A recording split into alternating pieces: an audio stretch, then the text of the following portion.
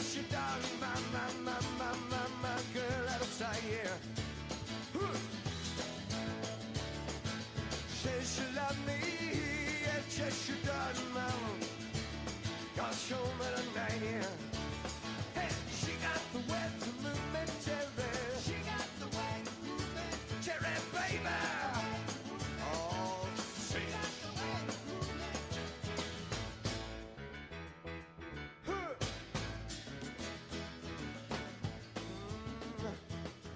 Yeah. See. Yeah. No one won't tell us so what we're going to. Yeah, we do whatever we want to. Oh, and I love the way that you do me. Cherry, baby, you really get to me.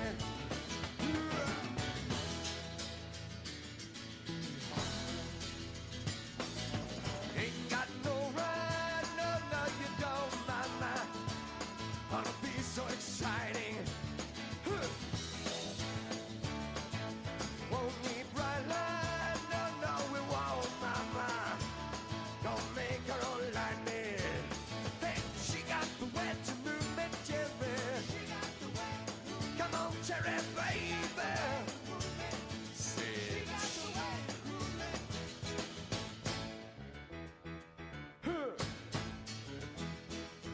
Yeah, yeah, yeah,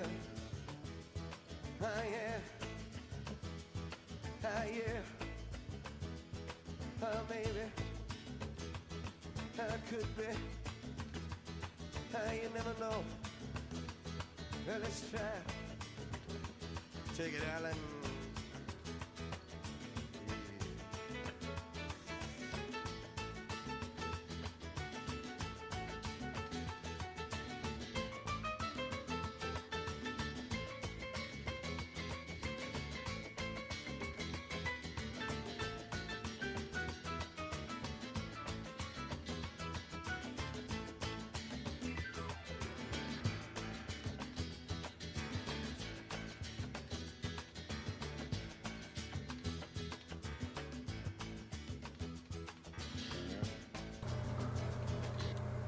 Alright folks, welcome to the Sports Desk here on HerbFM Sports Radio, and welcome to another exciting Tuesday night show. We have Laura Reno with us, who is the Vice President of the Baltimore Blast Fan Club.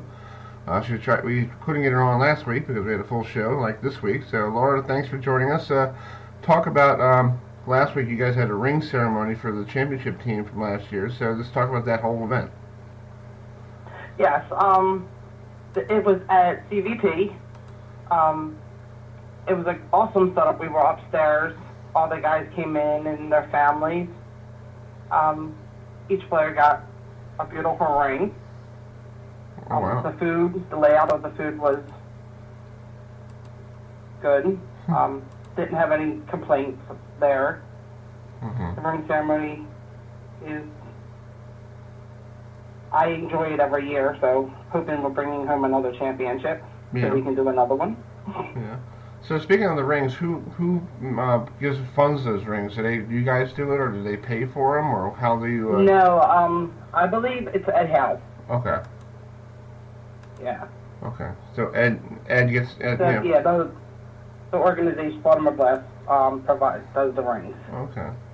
So we try to get out there to support the guys and take pictures and share with the ones that can't get out there.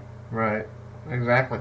Well, last week you guys were there for the ring ceremony. Was everybody back? Even Pat Healy, was he back for the evening just to get his ring, or how did he show up? No, Pat was not there. Lucas was not there. Nelson Santana was not there. Yeah. Okay. It was most of the guys that are here. Okay. Was able to get their rings, and I'm pretty sure that the other guys will be getting them. Right. That's cool. Awesome. So you have another big event coming up at the end of the month, because I know this is on the 5th of March, but March 26th you have the awards banquet. I know I had one of your, many of your, people who, I had Christina on a month ago. So how's that, how's let's give everybody an update how everything's going with that banquet. We still have tickets available. The last day for the tickets is actually this Sunday game. We are rounding up, donations for our silent auction, and we'll have raffle tickets there for William Manzella's gloves. Mm-hmm. And we're looking exciting. We're really excited to be able to put this on for the fan club. We was able to get all the tallies done for our awards, and we're waiting for the awards to arrive. So we're looking forward to spending the time with the guys. That's cool. So who votes on the awards? Do you guys do all the voting in the club, or? Yeah. So Okay. Once you're a fan club member, around, I'm gonna say like sometime February, we put out ballots, and it's for offense player, defense, fan favorite, favorite newcomer, unsung, and most valuable player. Okay. And the fan club members can stop by the fan club table or print out the email that is sent to them and send them in. So, Oh, that's cool. and then nobody knows the winners until the night when they get read out to, Oh, okay. and the players receive their awards. So So it's pretty amazing. yeah, it sounds like it's a cool event. Do you guys eat food first before you get to the awards? You give them the awards and then you give them a plate of food and say, have a good rest or what? Usually the way the banquet's set up is you come in, you check in, there's like a cheese cheese set up, cheese and crackers and stuff like that and then you kind of mingle. It is open bar for 21 and over. Mm-hmm. It's included with your ticket price. Okay. Then we all sit down, we'll eat, and then the awards get done right after. I want to say approximately about like 7:30 we do the awards. Okay, that's cool. Awesome. And then there's some more mingle time, and then there's hot fudge Sundays that come out. So we have an ice cream bar that comes out Wow. for dessert. This sounds pretty good. I think I need my birthday's tomorrow. I should get a hot fudge bar for my. Can somebody bring one in for me? Yeah, no, I'm just kidding. Yeah. All right. So if anybody who is listening to us right now, if they want to purchase tickets, what do they have to do? Okay, so you can either email the Blast fanclub.information@gmail.com, or they can stop at the fan club table on this Sunday, sorry. Yeah. Fan club members are $30. If you're a non-fan club member, it's $40. Children fan club members are $15, and non-fan club members are $25. Oh, okay. And you can still join the fan club to get the discounted prices also. That's cool. All right, Laura, thank you so much for coming on tonight, and we'll put the information. I forgot to put it on the website, but I'll get it done this week, and I hope to see you Sunday there at the game. No problem. I'll be working the table. Stop by and see me. All right, we'll be right back here on the Sports Desk here on HerbFM Sports Radio. Bye-bye.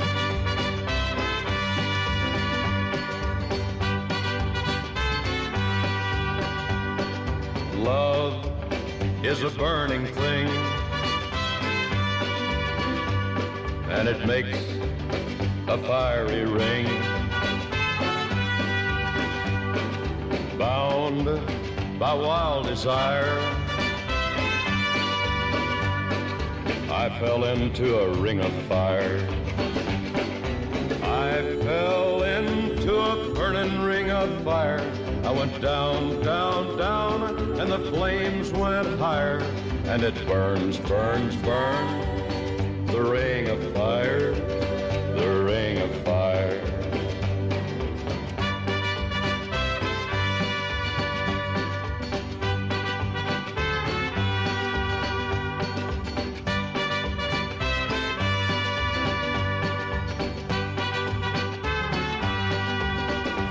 All right, folks, welcome to the Sports Desk here on HerbFM Sports Radio. You just heard the lady from the Baltimore Blast fan club, Laura, the vice president of the fan club. Coming up at 6:08 here on HerbFM Radio in a minute, we'll have Casey Krutz, who is the head coach of the men's bowling team at New Jersey Institute of Technology.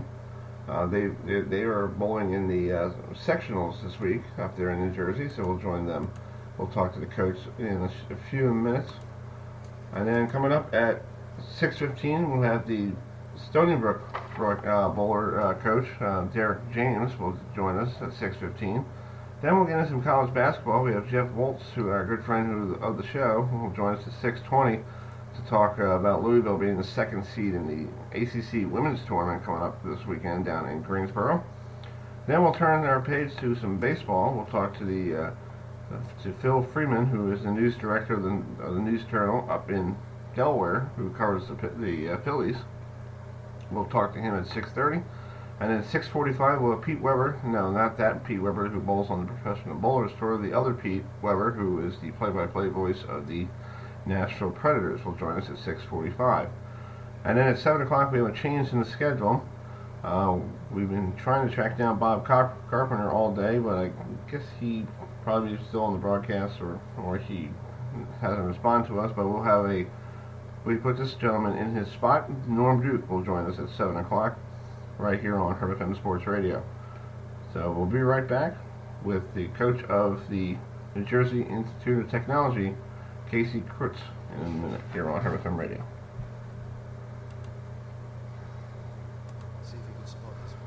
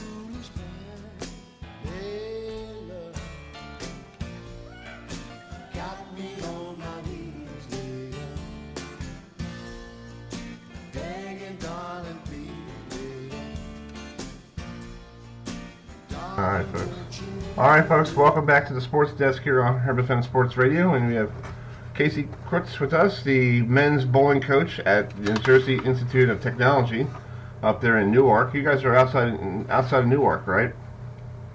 That is correct, and actually in the heart of Newark, closer to the Ironbound district. Oh, okay. Next, almost near to. Are you guys off of 1 and 9, pretty much? You know that famous near that famous bridge. I guess it's in New York City. We are, and we're a little bit closer to a more famous establishment, Top Diner, which I think is the most important eating establishment in Newark. That works. Talk about your squad. You guys are qualified for the sectionals this weekend, and that you don't have to go far. You just you got to stay in your home state of New Jersey. So how cool is that? Yeah, thanks for having me on tonight, Chris. It's just really cool. It's the first time we made sectionals since the 2012-2013 season under current NCAA bowling coach John York. So a little bit turbulent this year. We had a bad October, November, a great December, a rough January, and then a really strong finish in February with a third place finish up in New York. So it got us into the top 80, and that was our goal this year. So we're happy that we met that goal, and who knows what sectionals can bring. Yeah, talk about the sectionals. You guys bowl in team, or is it individual this time around? So the individual component is a voluntary choice, but 8 out of 10 of my bowlers will be participating on Friday. They bowl at 8 a.m. They bowl 6 individual games, and they're looking to get to be one of the top 6 out of about 250 bowlers. And then we come back on Saturday, and it's 64 Baker games, so it's 4 blocks of 16 games all day Saturday and all day Sunday, just like a 9-to-5 job. Okay. Well, talk about your squad. Who's your, when you have the top 5 bowlers, or how many people in your, only 5 bowlers on the lane, who is your anchor, and who's your who's the strongest on your squad?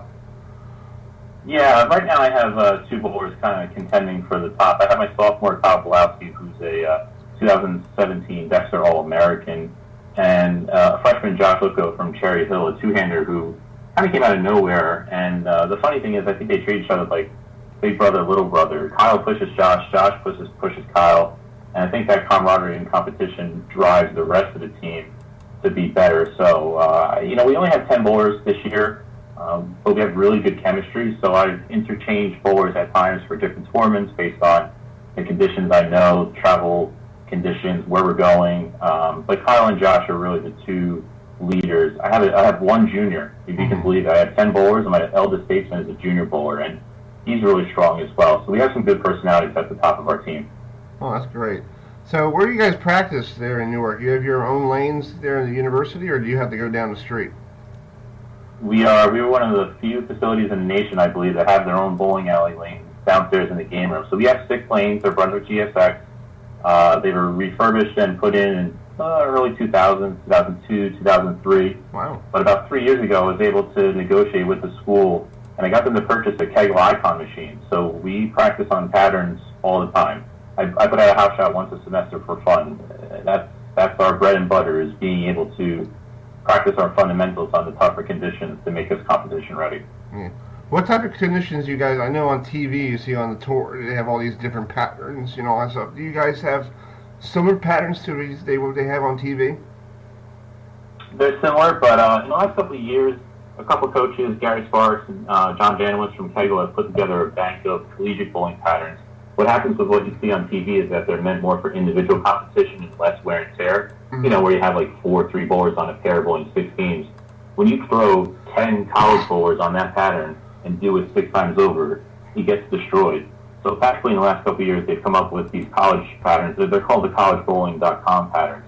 There's a lot more volume in the front. They're a little trickier because they don't transition the same way that you would see on normal individual competitive patterns, but they're really helpful in holding up for a whole day's worth of competition so that it doesn't just become a walk fest or, where the only 3 or 4 teams are capable of competing on this condition. So the general college bowling scene, for the men at least, has been moving more towards these types of patterns as opposed to the individual ones you see on TV. Okay.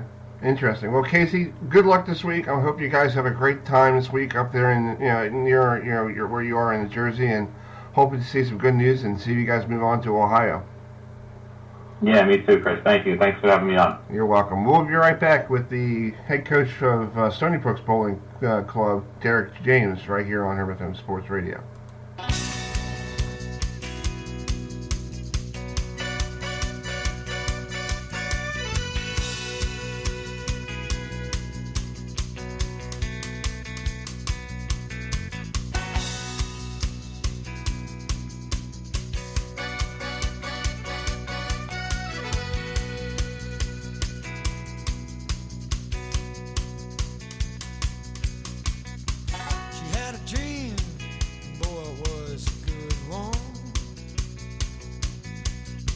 So she chased after her dream with much desire. But when she got too close to her expectation, her dream burned up like paper and fire. Paper and fire, sticking up the ashtray. Paper and fire, smoking up the alleyways. Who's to say? All right, folks, welcome back to the Sports Desk here on HerbFM Sports Radio on a Tuesday, March 5th. And we have the head coach of the Stony Brook bowling team. It's a club team there on the island, on Long Island. We have Derek James with us, the head coach of the club team. So they made it to sectionals, just like New Jersey Institute did. We just talked to the coach earlier. So, Derek, thanks for joining us. Just talk about your squad and what are you guys looking forward to sectionals? Well, my squad is a very diverse group of guys. I have 10 players altogether that ace the schedule for the sectionals. With the guys that I have, Will Henley, he's a graduate student, 4-year member. His game has developed a lot over the years. Very consistent with the shot making. Hugo Mendracia I have, he's a sophomore. He's a very hard worker, calm guy, no nonsense, gets the job done. Xavier Alexander, solid player with a lot of potential, very nice style, likes to open up the shot a little bit. Next two players are sophomores. Kurt Scholl, who is a two-handed bowler, big strike ball bowler, bowled a 300 for us at one of our tournaments, a very solid player. Derek Wong is a two-hander, a little different style, gets his ball to the pocket really well. He's developed his game, made big improvements over the past year, been very helpful towards the team. Next three players I have, Danny Ryan, the freshman developing his game. He's a hard worker. Matt Russell, very versatile player. Every aspect of his game, he puts every effort into his shots. I also have Eric Bowling, the grinder, very solid player, very versatile. Likes to play any area of the lane. He's very helpful. My other two players are competing in single sectionals as well. Jordan Lewis, he's very hard worker, developing his game, and Michael Farber I have is another two-hander. He's a TIA member as well. And what we're looking most forward to in sectionals is just to be able to compete against all the other teams and to just make a bid for one of those top four spots to get us to nationals. Yeah, you guys haven't bowled since middle of February. So what did you guys do in the meantime, getting ready for? Because you didn't know you qualified until last week or 2 weeks ago. Exactly. Yes. Yes. So what we've been doing is just preparing the games, basically physically and mentally, just looking at every aspect of the game. Been working on a lot of spare making because we feel like that's going to be a big asset to trying to compete against all the other teams to try to fill frames. Also been kind of working and talking to the other guys that haven't had the opportunity to bowl sectionals in the past because it's their first opportunity to do so. So what we've been looking to do is just to prepare them mentally as much as possible to anticipate what's going to happen, to try to keep the focus on what they're doing, to communicate, and just making sure that they have positive self-talk to make sure they're encouraging themselves to perform at their best. Okay, that's pretty cool. Just talk about your, talk about your whole team and who's the strongest. You just talked about your strongest bowler, but is there anybody who with this Baker format on Sunday coming up? Is that one of your strongest with the team, or more individually? I want to say, I guess if you want to say the strongest, I want to go with, I hate to kind of isolate who's kind of the strongest, because we have a lot of players that are pretty much strong at particular times. So I'll go with Will Henley is one of our most experienced players. So he's one that's been on the team the longest and kind of knows what to expect the most. We have a lot of our guys are in there that are versatile and are able to perform well at any particular level. A lot of times what I do is to count on Will to kind of give a little bit more support towards other team members to make sure that they're kind of focused and know what's going on. Oh, okay. Well, Derek, good luck this week. I want to wish you and your team good luck for bowling in the sectionals, and hope to see some good scores this weekend. Thank you very much. I appreciate it. All right, folks. We'll be right back with Jeff Waltz, the head coach of the Louisville women's basketball, in a couple minutes here on HerbFM Sports Radio.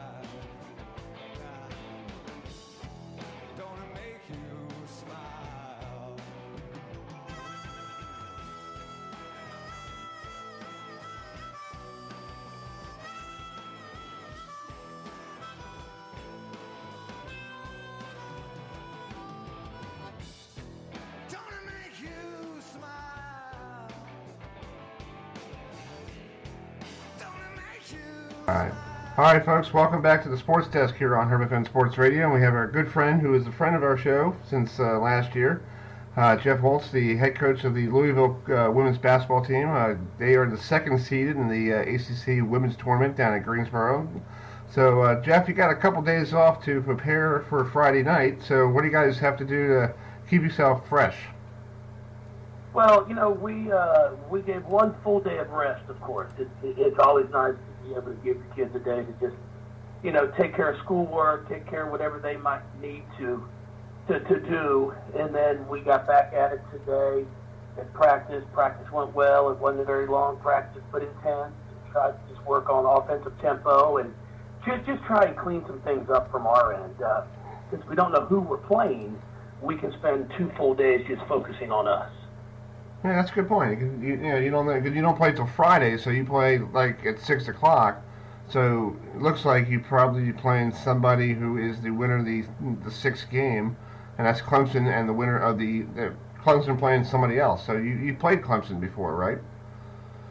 Yes, we sure have. You've got Virginia Tech played in that game on Wednesday night. I can't quite remember. They might play Wake Forest. Mm-hmm. And then they're probably favored in that game, and then it will be Clemson, Virginia Tech on Thursday night. Both are very, very good teams. We beat both of them, but in good games. Mm-hmm. And then we'd have the opportunity to play that a quarterfinal game on Friday night at 6 o'clock. Yeah, that'd be great. Because if you played Virginia Tech, Coach Brooks used to be the coach at JMU, and he really changed that program at JMU around to now he's doing the same thing at Virginia Tech.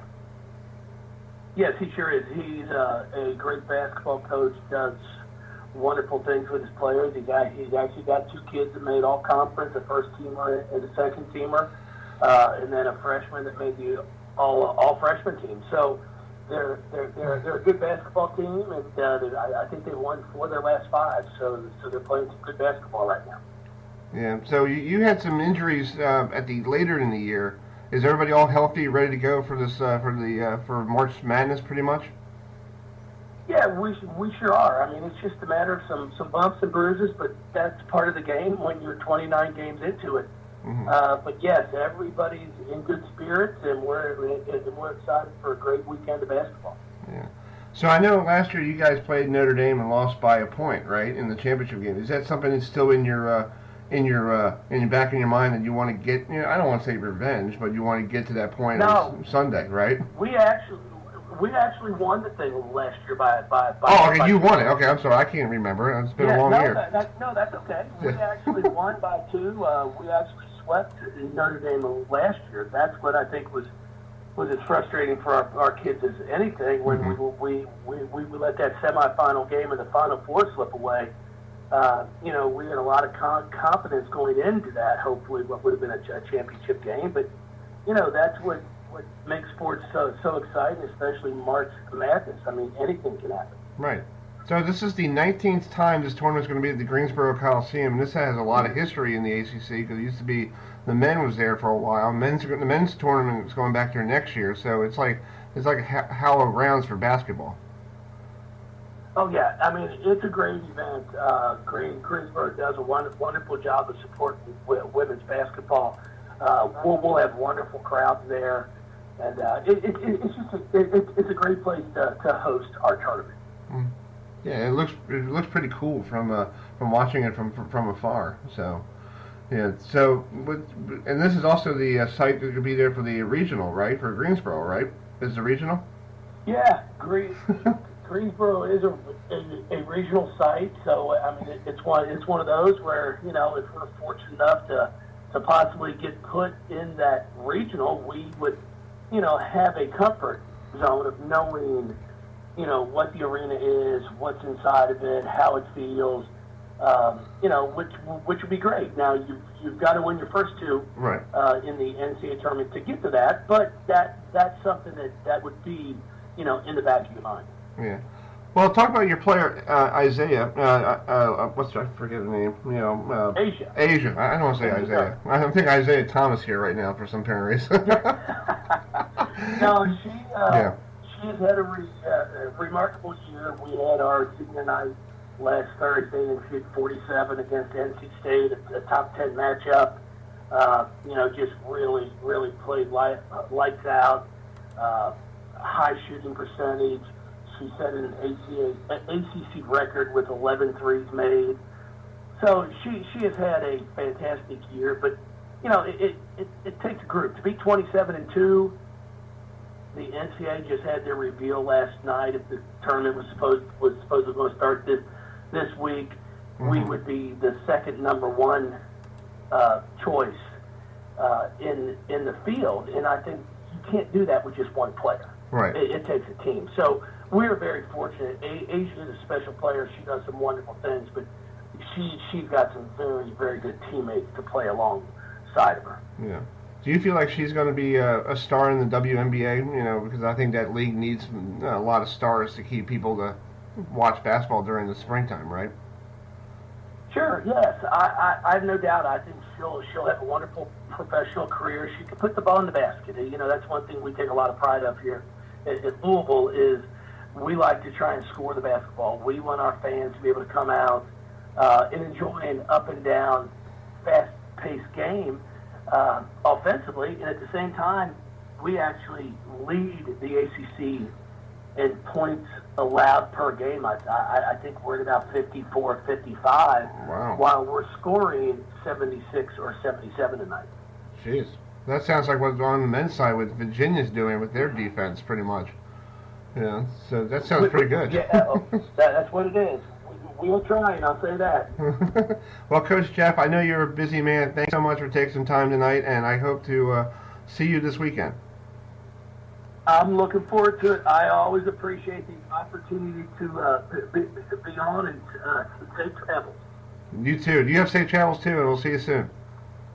Thank you. All right, we'll be right back here on the Sports Desk here on HerbFM Sports Radio.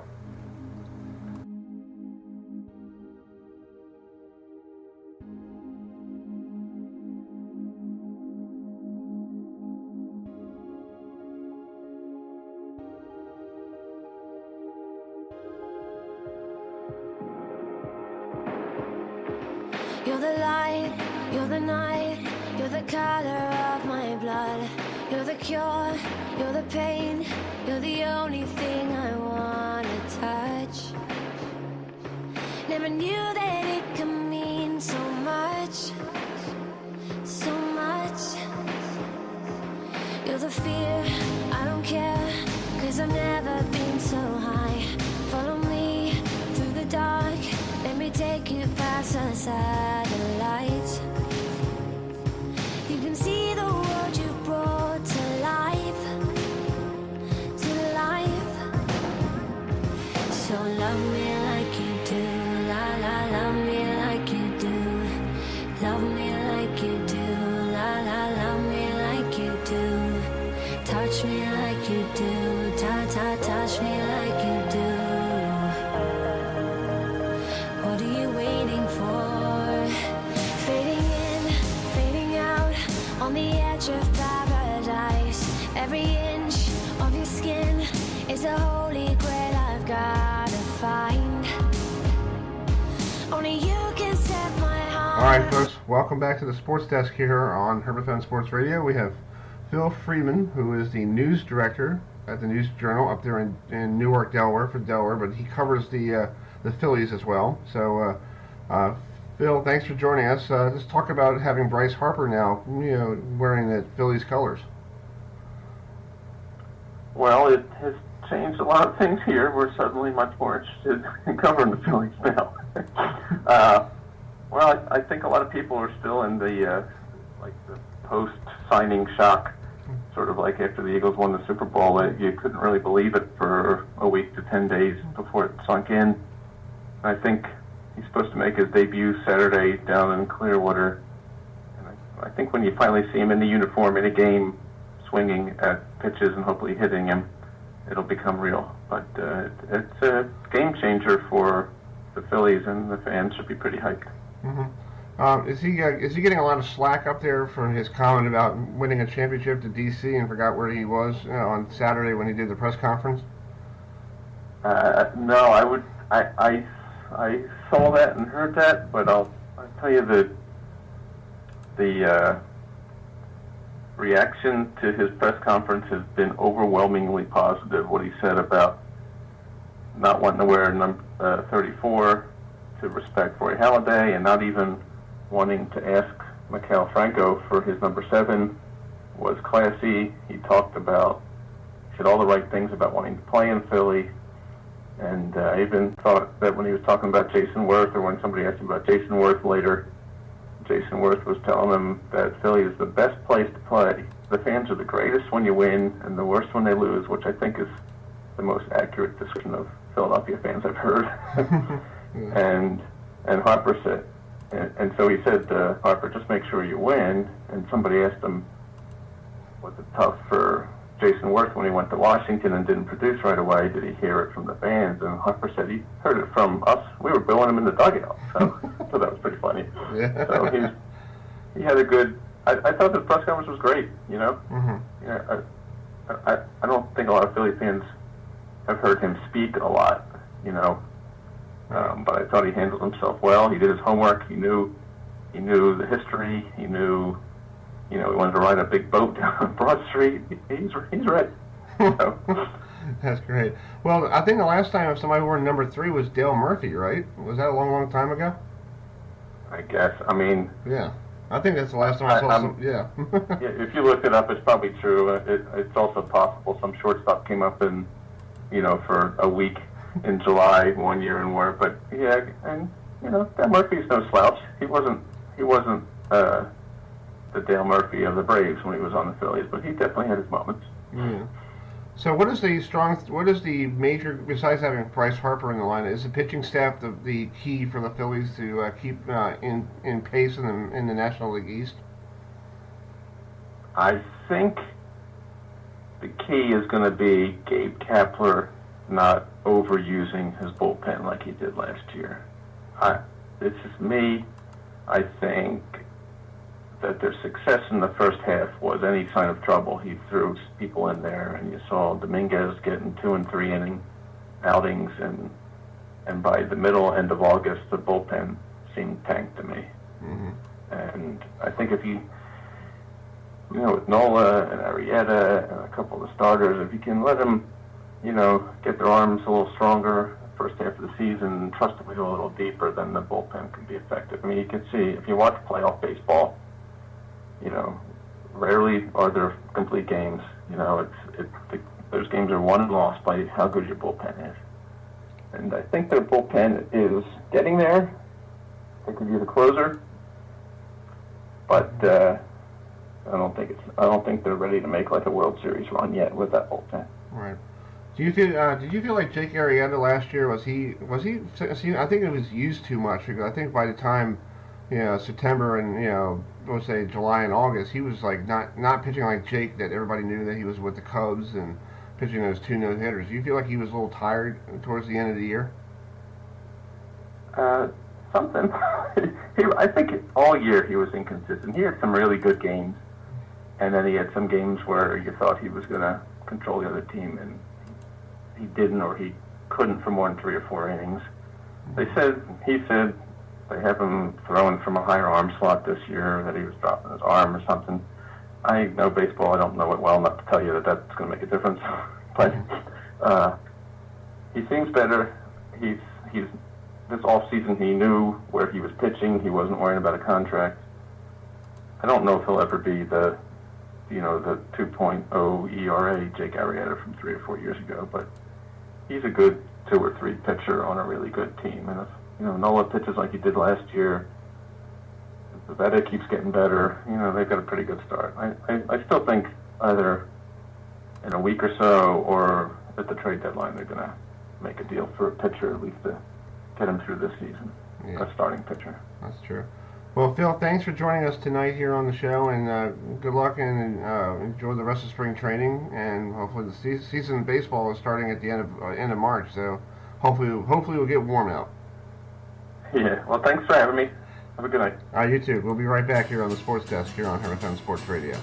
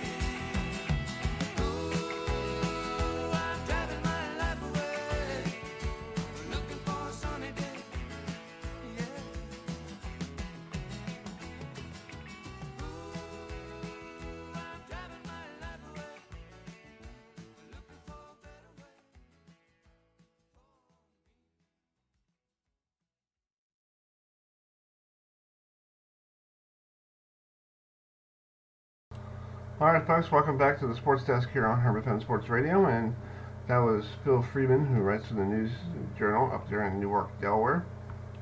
Coming up at 6:45, Pete Weber, who is not the bowling Pete Weber, it's the play-by-play guy for the Nashville Predators, will join us. And then at 7 o'clock, we'll have Norm Duke will join us, who last week, this past Sunday, he won his 40th PBA title, so we'll talk to him like we did last week and see he won back-to-back titles for the third time in his career.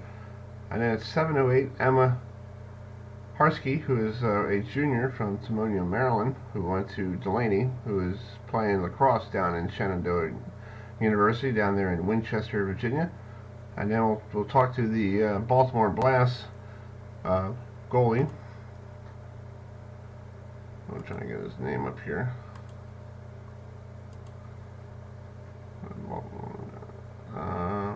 Hold on a second, folks. William Benzia, who is the goalie for the Baltimore Blast, will join us at 7:15. And then Dominic Jones, the director of football operations of the Columbus Destroyers, who in the arena football, will join us at 7:30. And then Howard Cross, who used to be the tight end for the New York Giants, we'll talk to him about the Giants football, who are going into some transitions this year, getting ready for that free agency in the NFL coming up at 7:45. Folks, well, thanks for joining us tonight. If you listen to us in Kutztown, Pennsylvania, or you listen to us in Rocco, up there in New York, or you listen to us down in Georgia, or wherever you are, thanks for joining us here on HerbFM Sports Radio. And we'll be right back. We'll get Pete Weber, the voice of the Nashville Predators of the National Hockey League. We'll talk hockey with him in a couple minutes. You are listening to the Sports Desk live here on HerbFM Sports Radio, and in the meantime, here is Bruce Springsteen. Well, they blew up the chicken man in Philly last night. Now they blew up his house too. Down on the boardwalk, they're getting ready for a fight. Gonna see what them racket boys can do. Now there's trouble busting in from out of state, and the DA can't get no relief. Gonna be a rumble out on the promenade, and the gambling commission's hanging on by the skin of its teeth. Well, now everything dies, baby, that's a fact. But maybe everything that dies someday comes back. Put your makeup on, fix your hair pretty, and meet me tonight in Atlantic City.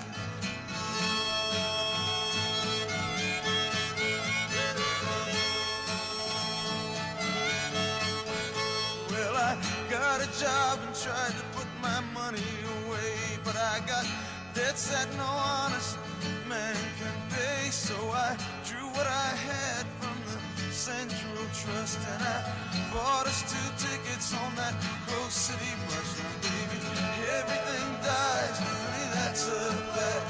But maybe everything that dies someday comes back. Put your makeup on, put your hair up, baby, and meet me tonight in Atlantic City.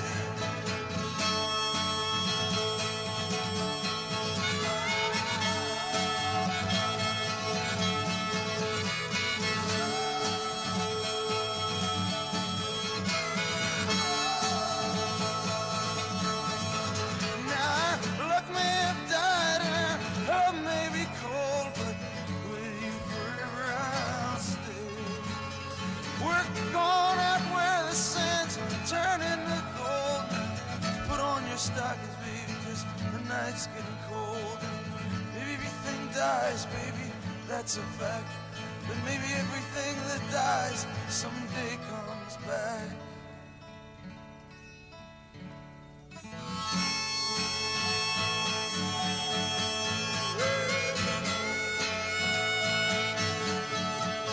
I've been looking for a job, but it's hard to find. Down here it's just winners and losers, and don't get caught on the wrong side of that line. Well, I'm tired of coming out on this losing end. So honey, last night I met this guy, and I'm gonna do a little favor for him. All right, folks. Welcome back to the Sports Desk here on HerbFM Sports Radio. We have the play-by-play voice of the Nashville Predators, Pete Weber. Pete, thanks for joining us. Talk about tonight, a big game for the Predators. They're going to be taking on the Wild at 8 o'clock on NBC Sports Network. So let's talk about this game coming up against the Wild. Yeah, and right now, the way things are going, there are no small games in this one. This one certainly measures as one that is maybe larger than most, but number one, it's a divisional game. Number two, the Predators were able to take advantage of a very tired Minnesota team on Sunday. How the NHL schedule maker allowed them to play a game that started in the Mountain Time Zone about an hour later than usual to begin with, and then a pregame ceremony honoring Jerome McGinley. They got back to the Twin Cities around 4:30 Sunday morning, then had to play a game that started at 6:30 Central Time. So the Predators were able to take advantage of that. Now let's see what happens here this evening, when they're far more rested than they were on Sunday. Yeah, that's totally true. You know, it's fatigue, but this is the time of the year everybody should be all ready to go, right? Absolutely, but you shouldn't have to worry about the game times, the one preceding that, and all of that. So, yeah, the Wild have put in a pretty good run together here. They have made a number of changes in their lineup, and some of those happen to involve a trade with the Predators. Oh, wow. That's interesting. So you guys tonight are home, you know, and then you play again at home against the Hurricanes. So it's basically you're home for the next two nights. So what do you want to see out of the team the next two nights? Some consistency is what I want more than anything else. And this actually will be the week, since they don't play again until Saturday. The Predators have played more games than anybody else in the division. This is going to be the week when at least one of those games in hand will be made up.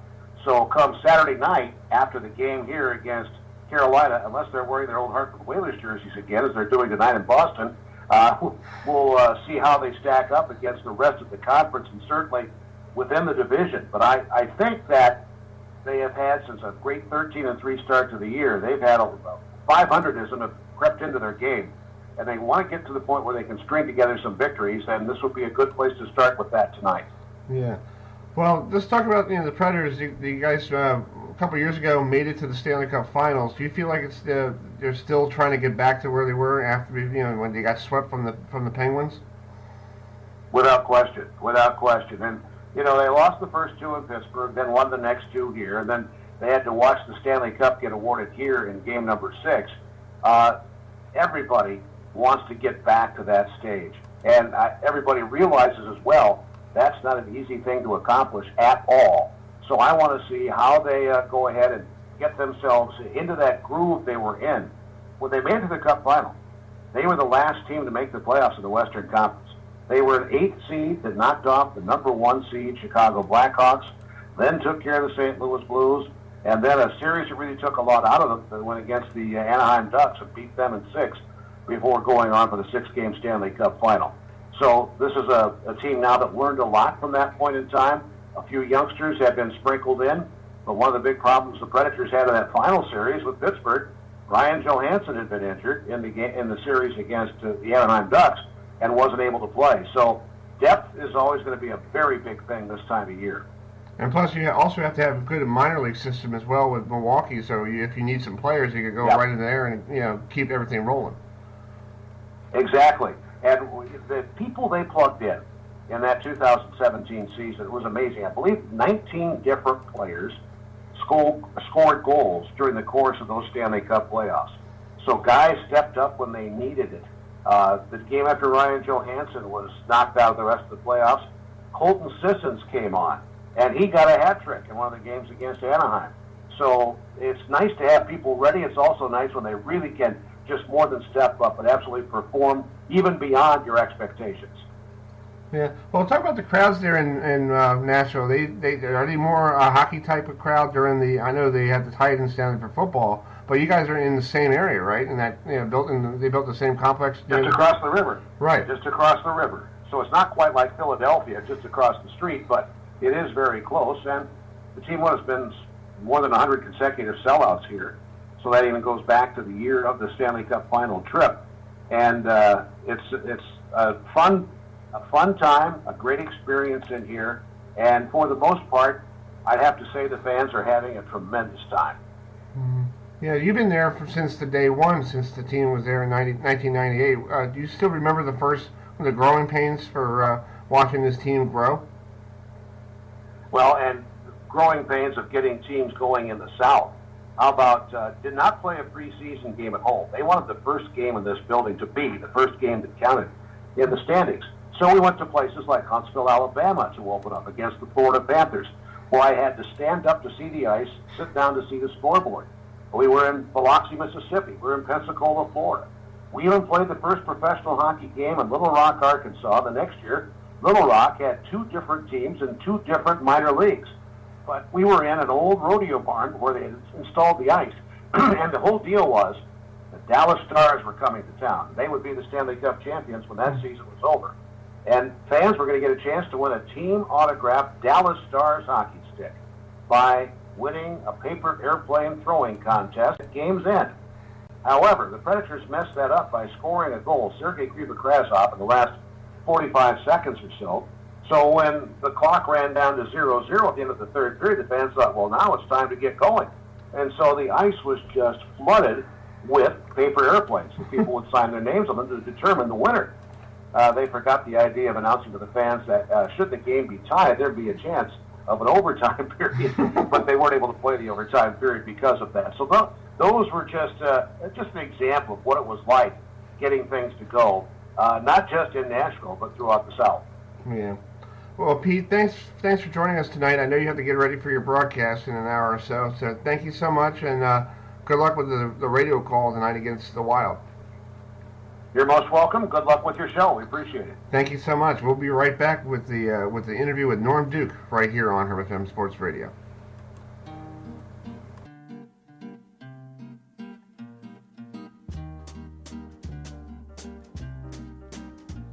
I left out of Tucson with no destination in mind.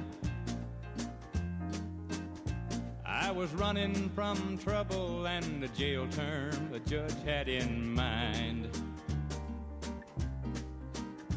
And the border meant freedom, a new life, romance.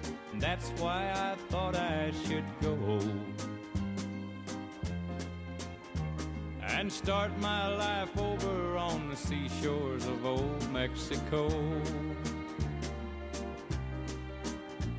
My first night in Juarez, I lost all the money I had. One bad senorita made use of one innocent lad. But I must keep on running, it's too late to turn back. I'm wanted in Tucson, I know. Yeah, and things will blow over on the seashores of old Mexico. Two Mexican farmers en route to a town I can't say. Let me ride on the back of a flatbed half loaded with hay. Down through Durango, Colima, Almira, then into Manzanillo, where I slept in the sunshine on the seashores of old Mexico. After one long siesta, I came wide awake in the night. I was startled by someone who shadowed the pale moonlight. All right, folks, welcome back to the Sports Desk here on HerbFM Sports Radio. We're going to get ready to, in 6 minutes, to call Norm Duke, the winner of last week's PBA Jonesboro Open, and back-to-back wins for him. He has won 40 PBA titles on his glorious career. So we had a chance to talk to him last week. So we'll see what he's going to talk about this week. We're going to talk about the win and what does these if this is one of his winning 40 championships. Is that is this one last Sunday the best one he ever bowled? He won, or there's other ones in his career. So hopefully you guys could stick around for that. And then also, coming up at 7:08, we'll have Emma Harsky, who is plays lacrosse for Shenandoah University down there in Winchester. We'll talk to her, and we'll talk to the Baltimore Blast player, our good friend William Benzia, who had a nice piece by Pete Gilbert last week about him taking care of a young kid who has cancer. So we'll talk to him about that, and also this weekend's home game against Kansas City. And then at 7:30, we'll have Dominic Jones, the Director of Football Operations for the Columbus Destroyers, who are the new team, or the returning team in the Arena Football League. And then at 7:45, Howard Cross will join us as sideline reporter for the New York Giants. And then 8 o'clock, we'll have Joe Ambrose, who's the women's bowling coach of Kutztown University. We'll talk to him as well.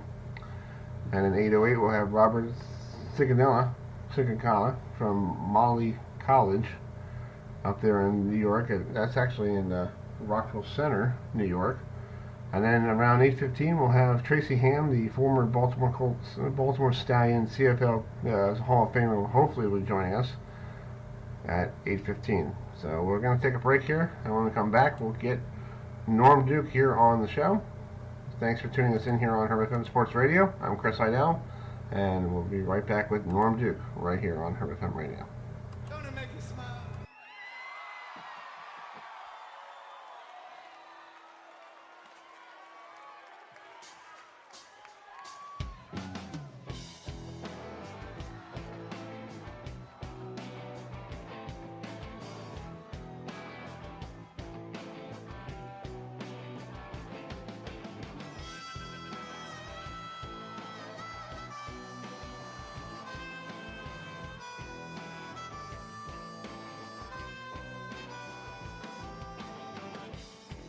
Don't it make you smile? Don't it make you smile? When the sun don't shine, don't it make you smile?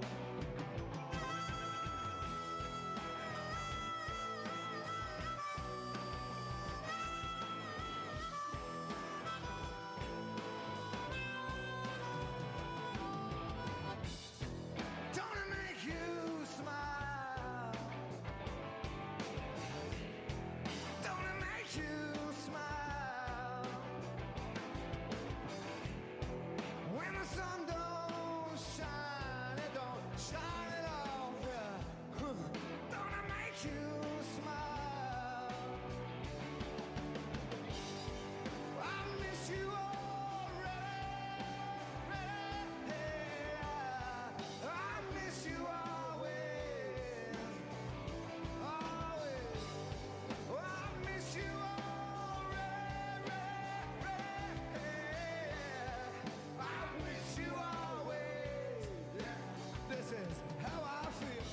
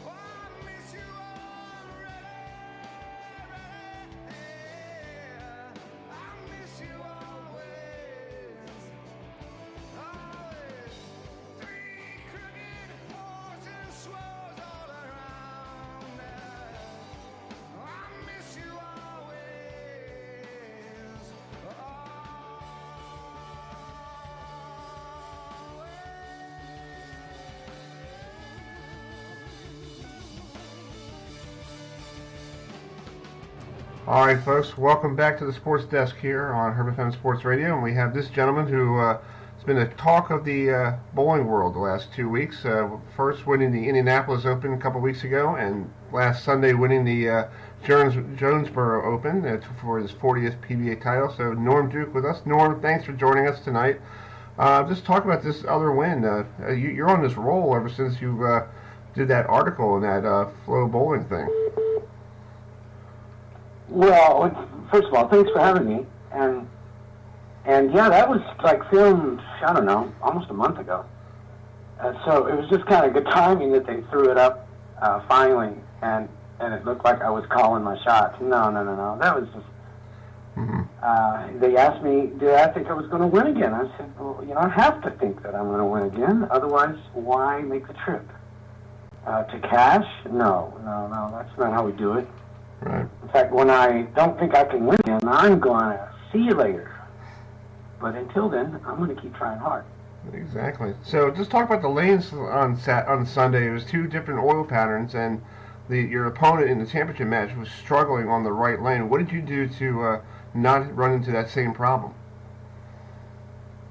Well, I mean, periodically, everyone had the same problem. And you had to have different zones. And so I recognized early on in day one that, look, I played the edge on the right lane for the most part the first 2 days. But you had to have a hook game, and you had to have something that you could keep, like I did on television, between 5 and 10 and just kind of belly it out. And it just all depended on how much the lane hooked, which was better. And he had the right selection. He just had the equipment and his rev rate. He underestimated how much friction that we created in practice and then in the first two matches. Yeah, that's true. And he kept on getting splits, and I felt bad for him. But just talk about the new generation that you're bowling against somebody who is like, he's 22 years old, and you were like basically older as he, like you're like almost like his father to him on the lane. So what was it like bowling against the kids who are like 22 years old now? Yeah, and I was out here at a very young age, so I know exactly what they're going through, or what they will go through. I mean, it'll be somewhat different than my journey, but there's going to be so many similarities.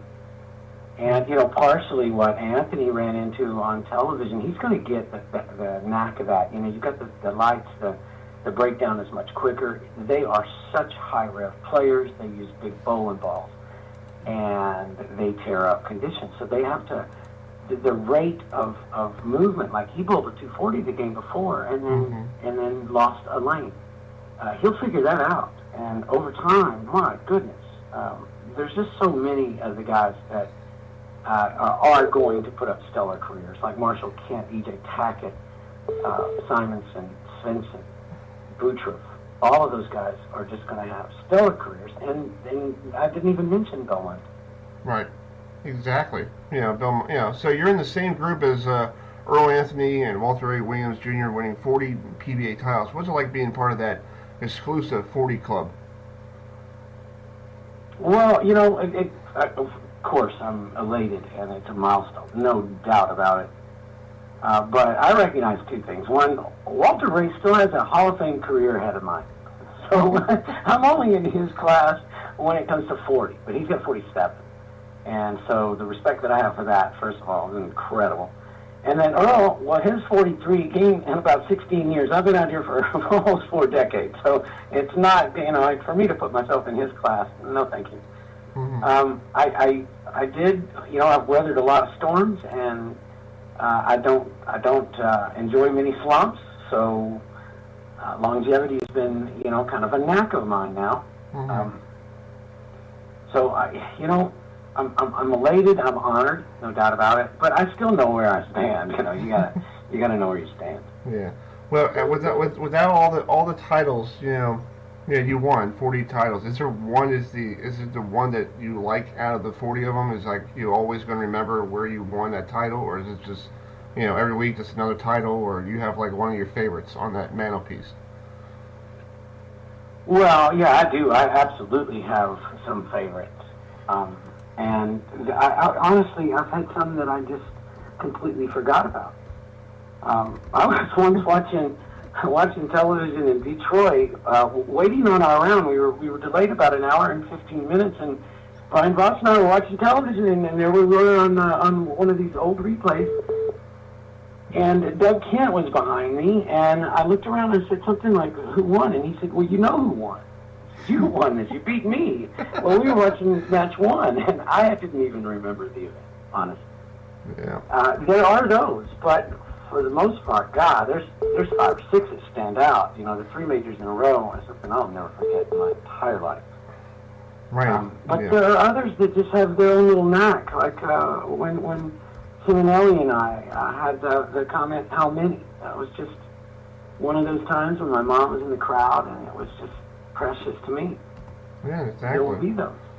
Yeah. But I don't want any of them to sound like they're not worth it. Oh my gosh, blood, sweat, and tears for each one of those. And when you go through 4 or 5 winless years, or in my case, early in my career, I went through 8 winless years. Yeah, you learn to appreciate a victory anytime, no matter how old you are. Right, exactly. Well, you won 2. This was your 3rd time winning back-to-back titles. I was wrong on Sunday. I thought it was you never did it in your career because I was doing all the math in my head because I was looking through your whole entire career, and I was trying to say, okay, we'll see a pattern here, and I didn't see a pattern until Miss Kimberly Pressler, she told you it's the 3rd time you won back-to-back in your career. I said, that's pretty cool, winning 3 times, doing it back-to-back. Yeah, I'm thinking. I don't remember winning back-to-back, but I guess it was the end of one year and the start of another. I don't know. I don't remember that. Yeah, I was doing math on Sunday afternoon during the telecast, making pizza, and I'm going, let me go do some research real quick, on Norm, So, well, thank you. You're welcome. So, what is Norm Duke doing now for the rest of the season? You're in Detroit right now for the World Series of Bowling? Yeah, and I've got about 2 more days here at home, just trying to rest and recoup. And then it's back at it. I'll leave Monday morning for Detroit. We have pro-ams Monday night, and then we get started on one of the most grueling events. And it's very important because the back end of it is the World Championship, which is a major. Mm-hmm. And if you're going to put yourself in the Player of the Year basket, you better have a major to come with. Exactly. Well, Norm, thanks for joining me tonight. Good luck for the rest of the week in Detroit, and keep it going. Well, I thank you. I appreciate it. Certainly, I'm enjoying it. Thanks to the listeners for listening, and I hope to see you on Sunday. All right. Folks, that's Norm Duke. We'll be right back with Emma Heskey, or Harsky of the Shenandoah University Women's Lacrosse right here on HerbFM Sports Radio.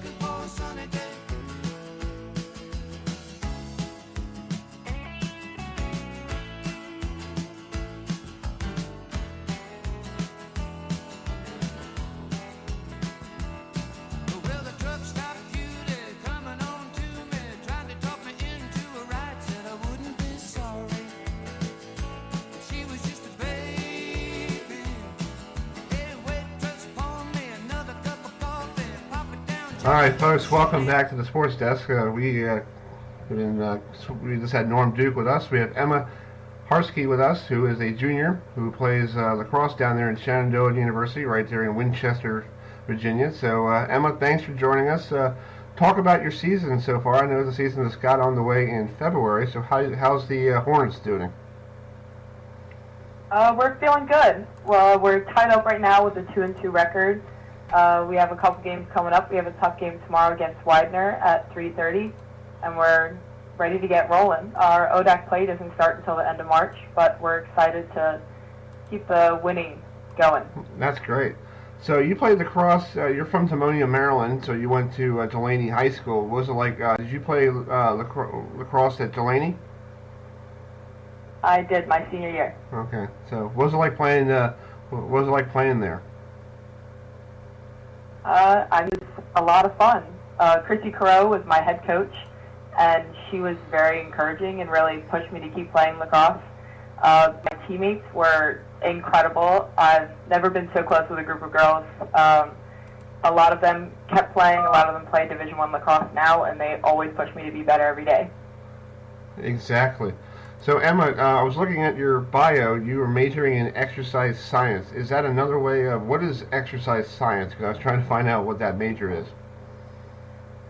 So exercise science is kind of the study of the body and how it works, like what you need to eat in order to exercise and the fuel that your body needs when you're working out, all that kind of stuff. I'm taking it.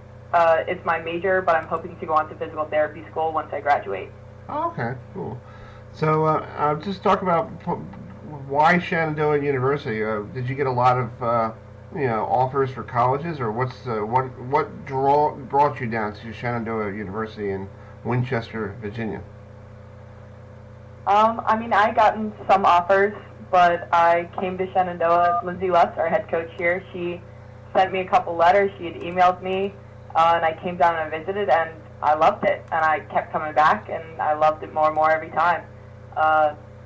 Coach Lutz really encouraged me to come here, and I'm really happy that I came and I'm playing for her now. That's great. So Emma, just talk about you're a junior, so I guess you have one more year there. Are you planning on playing lacrosse? Yeah, I know there's no major lacrosse for women's lacrosse, but is there, are you going to go into coaching, or what's your future like, after lacrosse? I mean, it's definitely going to be a difficult change there. I'm probably not going to continue playing lacrosse or coaching or anything. I'm really going to stick to grad school and focusing on my schoolwork and getting through that once I graduate. But I'll probably continue to work out and still come back and visit it and catch some lacrosse games whenever I can, encourage my team on. That's great. Well, Emma, thanks so much for joining us tonight, and good luck to you guys play tomorrow, and good luck, and hopefully the weather's nice for you guys to pull out a win. Thank you. All right, folks, we'll be right back here on the Sports Desk here on HerbFM Sports Radio.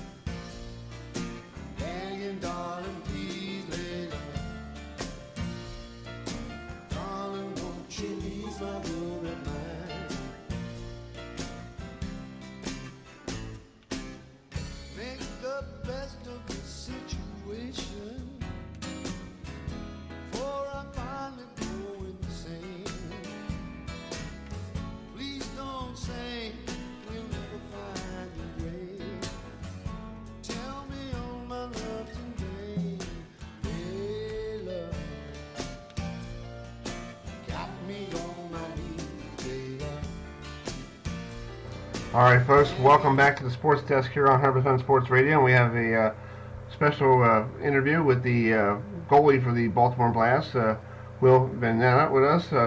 Will, thanks for joining us. Talk about last weekend. You guys were on the road.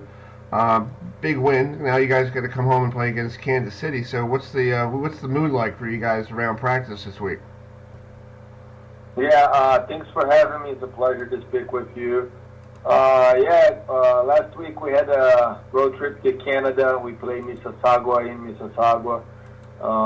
It's a tough place to play. Environment there is, it's kind of difficult to go there and get the win. I think we struggled first quarter. We're down 3-0, but then after that we settled down and started, to play as a team, and we got the win. So it was a great win for us. We needed. We threw one game behind Utica, so we're trying to catch them. So it's going to be very, very important. The game of Sunday at home against Kansas City.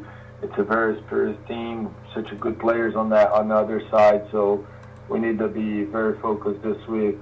Do everything we can, practice to get our team ready for a win on Sunday. Mm-hmm.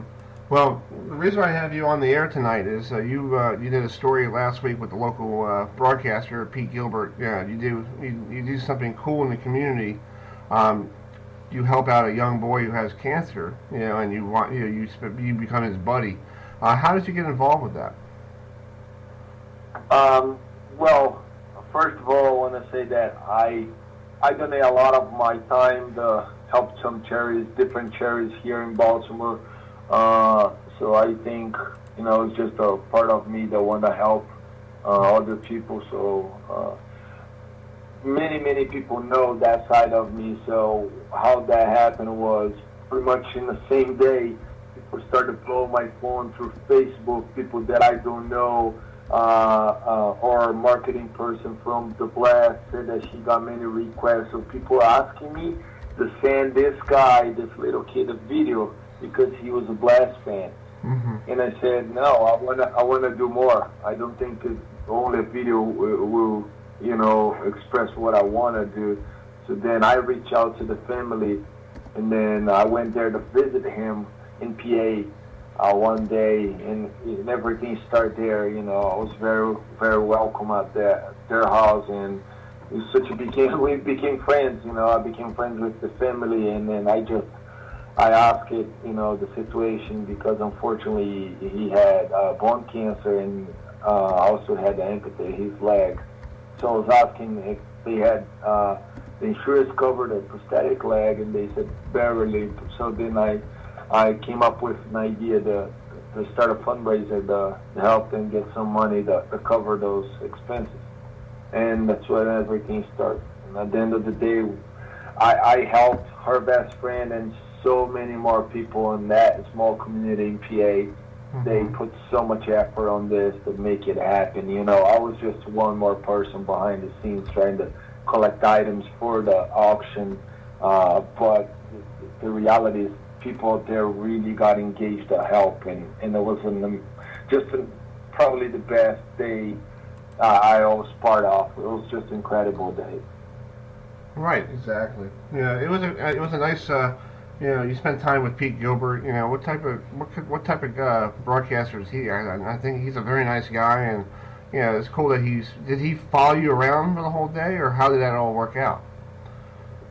So it's fun fact that I'm not sure if Pete wants me to say that or not, but when I posted on social media that I was collecting items for Liam's auction, Pete was one of the people that replied to me saying that he had a lot of things that he would like to help.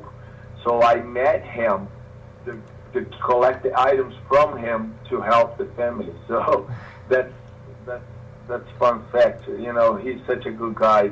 Pete and Sean came up to our practice session afterwards to talk about Little B in general. And then we set up another day when we went to Liam's house to visit Corey and the family. So then we divide that into 2 days recording. Nice. Well, I watched you a lot on. I've been to some of the games this year, and you're you're like a leader there for you guys on the field. I know goalies take over like quarterbacks and all that stuff in football and all that stuff. So just talk about you and your play and you're that vocal leader you hear out on the field.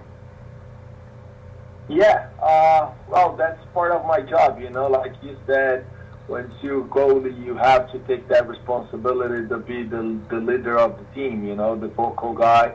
I also, if you think about, I don't run during the game, and the players do, so what I can do to help is it's tell them what I see, and I think that's a very important part. I think we could prevent a lot of offensively situations from the other teams by just talking and sorted out things on the field with our teammates. So it's a very important part. I think my teammates know that the goalie that they have behind, they were never going to shut up, and they trust me. So the reality is it's been working. They hate when I talk because I talk all the time and I call them all the time. But it's been working, so we can't change what's working. We won the last 3 years in a row for a reason, and the reason is because we're a team. We don't have a star. I don't consider myself a star. I don't think we do have a star. We have a team, and when we all put together our A game, we find a way to win. So it's pretty tough when you play us, and then we are focused to win, and that's what I think is the hugest part of being the Baltimore Blast team. And I also want to mention that, like you said, you come to the game, you have a lot of fun, you see how much we care for, you see the engagement that we have with our fans, such a good place to be. So kids love the game, so if you've never been to a Blast game, I invite you to come over this Sunday, March 10th, 3 p.m. at CQ Arena to check us out. Yeah, it's a great family atmosphere, and the tickets are cheap and all that stuff, and You're a young man from Brazil, so Brazil is known for a lot of soccer. So how did you transfer your game from the outdoor game to the indoor game? I was in Brazil playing soccer. I tried out for an outdoor team. When I was the age of 13, I made it, so I had to leave my parents' house and live in the dorms 5 hours away from my family. I only had the chance to see my family on Christmas and train in the morning, afternoon, going to school 7 to midnight. So it was a pretty tough life. But that was a competition. Every day somebody trying to take your spot. So you have to train every day like you playing a championship game. So the competition was huge. I started playing professional I was 16, and then I moved to Italy.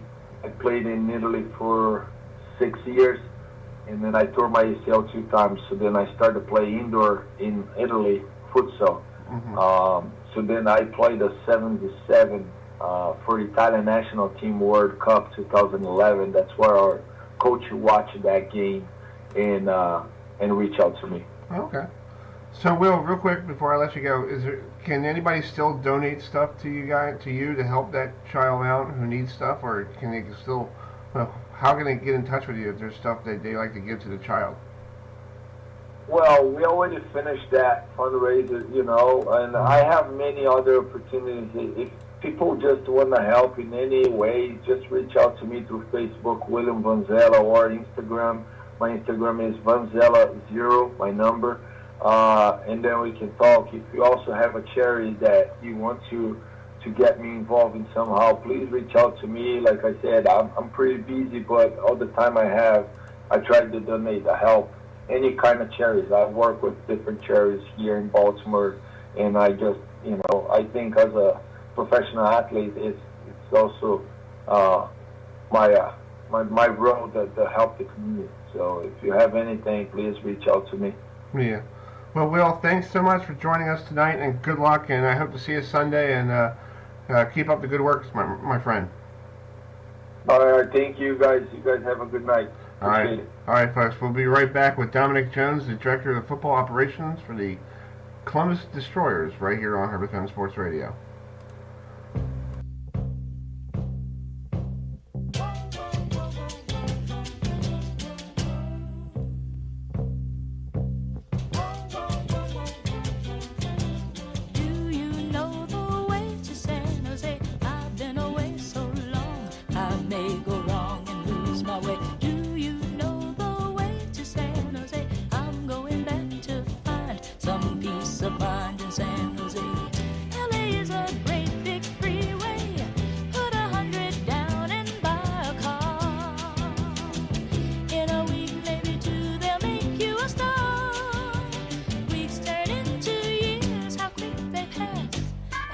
for stars that never were, are parking cars and pumping gas.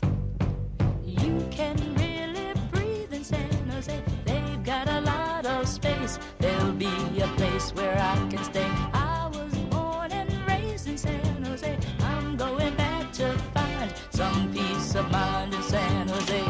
Fame and fortune is a magnet. It can All right, folks, welcome back to the Sports Desk here on HerbFM Sports Radio. A little schedule and changing here because we are getting a lot of people who want to come on tonight, but we're trying to fill everybody in. Bob Carpenter, who was supposed to come on at 7 o'clock, the voice of Nationals baseball on Masson, we'll get him on at 9:08 tonight. So he'll be one of the last 3 interviews we'll have on HerbFM Sports Radio. Coming up at 7:30, we'll have Dominic Jones, the Director of Football Operations for the Columbus Destroyers. And then at 7:45, Howard Cross, a sideline reporter for the New York Giants Football Radio Network. And then Joe Ambrose, who is the women's bowling coach at Kutztown University. We had him on earlier in the year, back in January. So this weekend they're doing sectionals. So we'll get him on to talk about his squad. And then Robert Canati, who is the bowling coach at Molly College in Rockaway, Rockford Center, New York, right down the street where I used to live when I was a kid before I moved here to Maryland. And then Tracy Ham will be joining us hopefully at 8:15 by phone. So if you're a big Baltimore Stallions fan, you can listen to Tracy Ham at 8:15. We're going to take a break. When we come back, we'll get Dominic Jones, the Director of Football Operations of the Columbus Destroyers, right here on HerbFM Sports Radio. We'll be right back.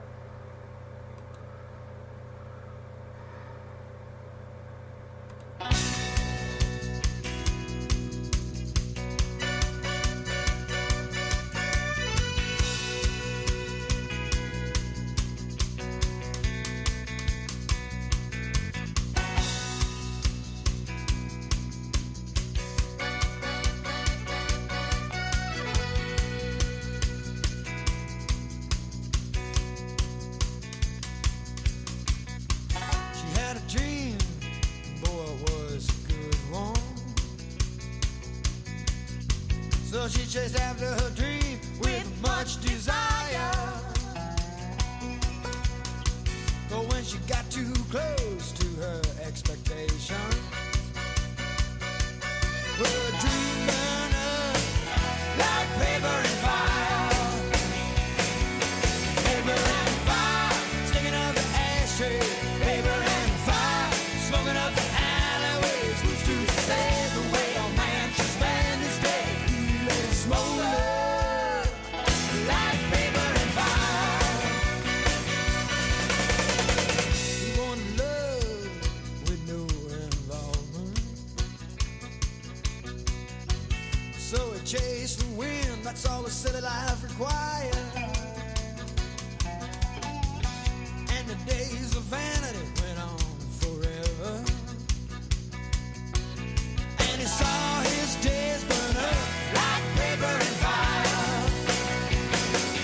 Paper and fire, singing up the ashtrays. Paper and fire, smoking up the alleyways. Who's to say the way a man should spend his day? Smolder like paper and fire.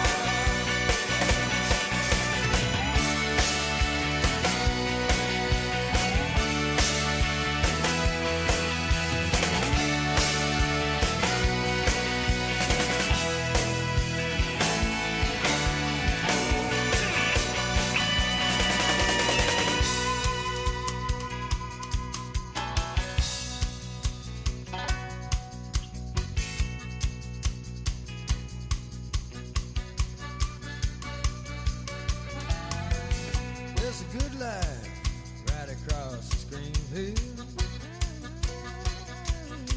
and each generation says that it from far.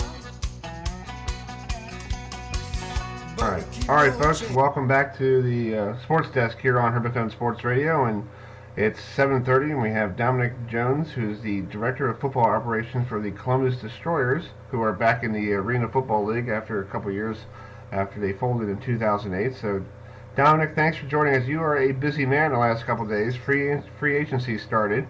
So, what did the House of Free Agents coming? Or any free agents coming to Columbus? Man, yeah, it's been a busy whole month here. But not obviously, it's an exciting time in the city. Obviously, free agency kicks off Monday, and we've been busy on our side. I think that thus far we've put together some of the best signings here. We're going to have a good mixture of some vets and some rookies that even are still yet to sign. It's a couple of other veterans that I think will help really solidify, our team and, going to turn some heads here probably in the next 48 hours.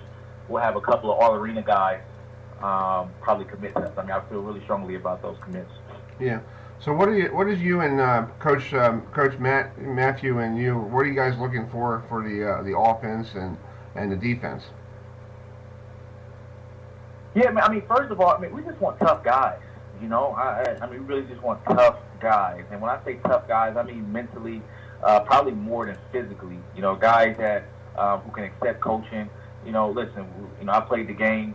I strapped up my cleats for years, and I played the game too. I know there's going to be a mistake that's going to be made. I think Coach believes that too. He knows that every receiver is not going to catch every ball. Every quarterback not going to make every perfect throw. But we just want guys going to put out for 100% effort every time. That's something that guys can control.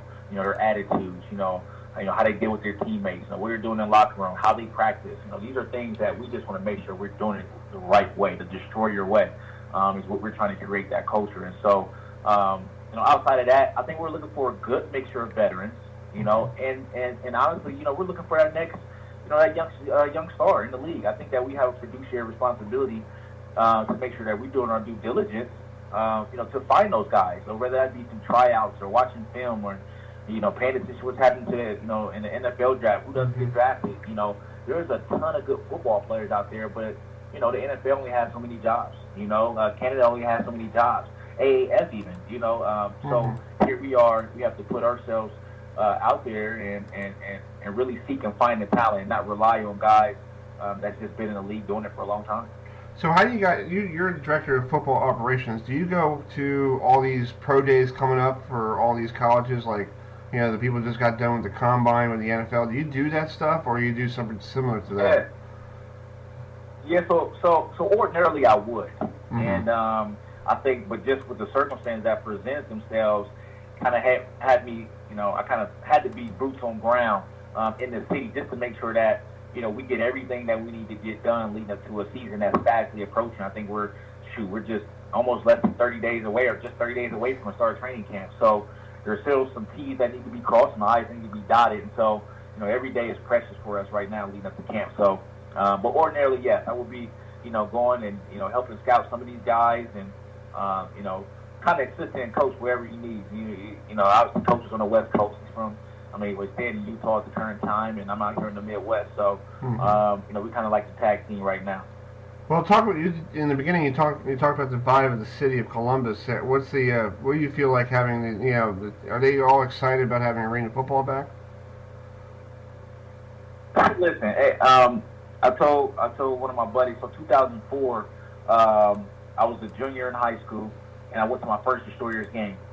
And we came up with some tickets, man, and it was just electrifying. It was at that point in time, like, I fell in love with the arena game. Never in a million years would I have guessed that coming back in the same city where I'm actually from and born and raised in, would I be running the operations side of the team that I watched, in high school when I first came into the Arena Football League. And so it was rabid then in terms of the fans and just the energy and just the overall excitement around the city. And Matt Nagy came here for a couple of years, and he went to the Arena Bowl, didn't win it, but just they treat their players like professionals here, and that's how it should be, because these guys are the best players in the world at what they do. It's not too many NFL guys, not AAF guys that can just come into this league indoors and be successful. I've seen it time and time again, and so that's been what we've been experiencing, man. From all the news people, we had a press conference, and Ron Jaworski and the commissioner and John Adams and a lot of these guys, they were just blown away by the amount of support that we had, by the amount of coverage that we had. Mm-hmm. I think we broke an AFL record. I mean, in 33 years, I don't think any AFL team has ever sold as many pre-sale season ticket memberships as we sold in 30 days. Wow. So I think that just puts it in perspective, the energy, and excitement that people have around here. Yeah. Well, you're in Columbus, Ohio. And you're near the big university where Urban Meyer, plays. Used to be the coach of the team. Now it's the other guy. Are you going to drive some of that? Try to get some of that Buckeye magic to come to you guys and help, get more people to come saying, "Hey, that guy was with Ohio State last year, and he was a good college player, and hopefully he could be a good arena player." Yeah, honestly, because I got asked that question several times, man, and I think that we always want to have great relationships with everybody in town. I mean, our Columbus Crew buddies, our Clippers buddies, over there, playing baseball. Obviously our Blue Jackets, and obviously our Buckeyes. So we wanted to make sure we have great relationships with those guys, and also, I mean, listen, it's football. At the end of the day, it's football. So if they have a guy or a prospect that might not have gotten drafted or may not be where you want to be, or for whatever reason, yeah, I mean, we'll look at any guy, I think, that can potentially help our team. I don't think that we'll just key in on those guys, though. I think back in 2004 to 2008, I think they did a lot of that. I think Chris Stillman being involved in, and there was a lot of Ohio State ties back then, probably a lot more than now.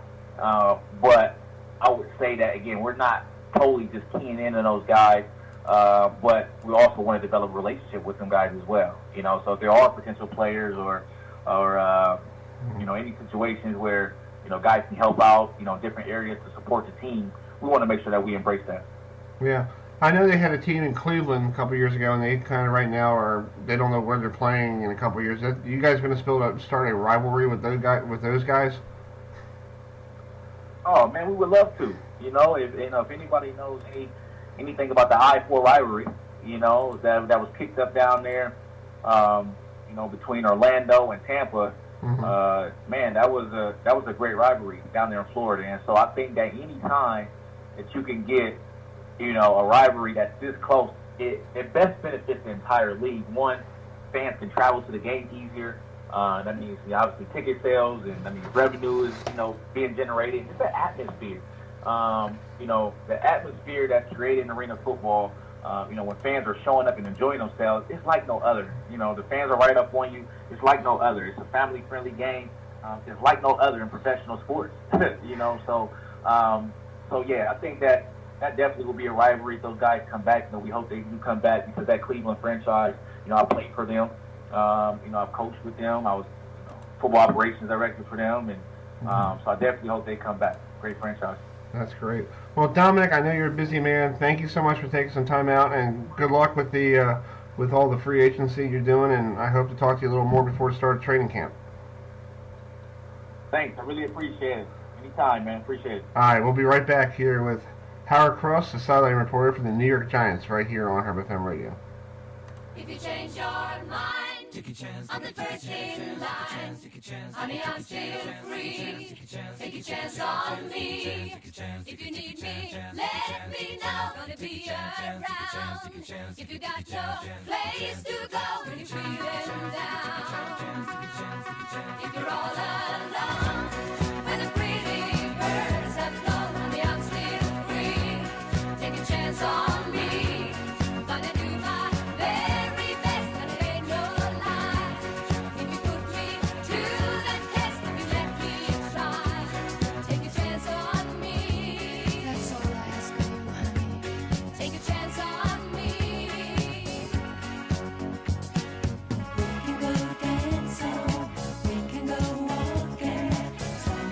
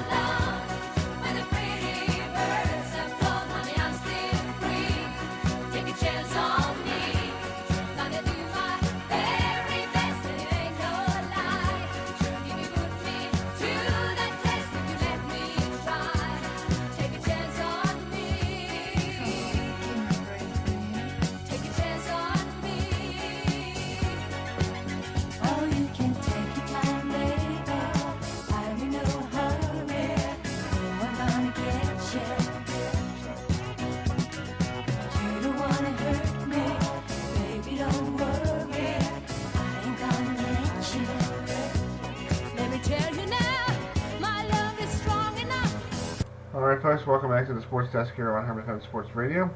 Coming up at 7:45, Howard Cross, the sideline reporter for the New York Giants from Football Radio Network, will join us. At 8 o'clock, Joe Ambrose, the women's bowling coach for Kutztown University. And at 8:08, we'll have Robert Sinicata from Molly College will join us. And then Tracy Ham at 8:15. And then Coach Teeter, who is the head coach of the women's lacrosse at Louisville, will join us at 8:20. And at 8:30, we'll have Kyle Wilson, who is the bowling coach at the University of Pikesville in Kentucky. And then at 8:45, we'll have Harry Sullins, the Hall of Famer, USBC Hall of Famer, and five-time PBA title holder. We'll talk to him about his career in bowling. So, thanks for joining us tonight. It's 7:42 here on HerbFM Sports Radio. I'm Chris Idell here on a special Tuesday night edition. We'll be back on the air next Wednesday, our regular scheduled time. Next Wednesday night, 6 o'clock, March 13th. We'll have some great interviews coming up for next Wednesday night. So thanks for joining us on the past Tuesdays, because of special events tomorrow and also last Wednesday. So we're going to take a break here. When we come back, we'll get Howard Cross, the sideline reporter for the New York Football Giants, right here on HerbFM Radio. We'll be right back.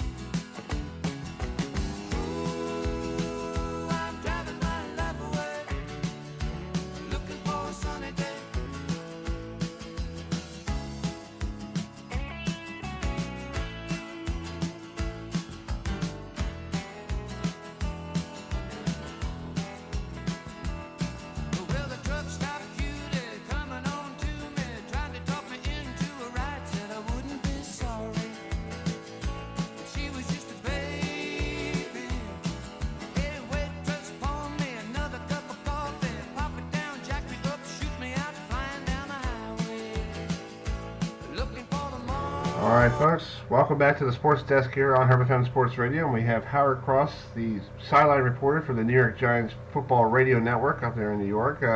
Howard, thanks for joining us. Big news coming out from you guys. Landon Collins is walking away from the team, getting cut by the Giants. So what is the Giants going to do in the draft? It's going to be very interesting. Everybody thinks about Landon. It's just one of those things where his contract's up, and they just didn't think that he was going to garnish, or they don't believe the position garnishes that much money. It's one of those old school looks at the NFL where positions are slotted on what they should make, and Gettleman's a middle school guy. I think he's just kind of rolling with that. On the other side of it, who they're going to get in the draft, who knows? If it's me, I'm looking at a pass rusher with the way some of these kids are running and coming off the balls. You get a great pass rusher, they're going to change the course of the game. The Giants had, I think, 7 or 8 games leads in the last 2 minutes. They just couldn't get a stop. It changes your playoff perspective. When you win 4 or 5 games, you win 4 or 5 of those 8, you're in the playoffs. Mm-hmm. Well, what's wrong with Eli Manning the last couple of years? Is he getting older? Is he just, he's not getting the consistent wide receiving play from his wide receiver core? Or what's been the big issue? You've been on the sidelines during these games. I think it's just a horrible narrative that guys who don't know football talk about when a quarterback puts you in position 8 or 9 times to win, and if you can't come up with a victory because you can't get a stop in the last 2 minutes of the game. He's not playing corner or rushing passer, so I don't think it's as much about Eli as everybody wants it to be. They're looking at the league and like, oh, we need these guys that can run around and be mobile. Last time I checked, Tom Brady has 6 rings, and he's not going to beat Eli in a foot race. So I think it's much ado about nothing when it comes to that. Eli is definitely getting old, though, and they're probably going to look for a successor, if not this year, next year. But as far as the last couple of years, he keeps putting the team in position to win. He's not getting any stops at the end of the games. Right, exactly.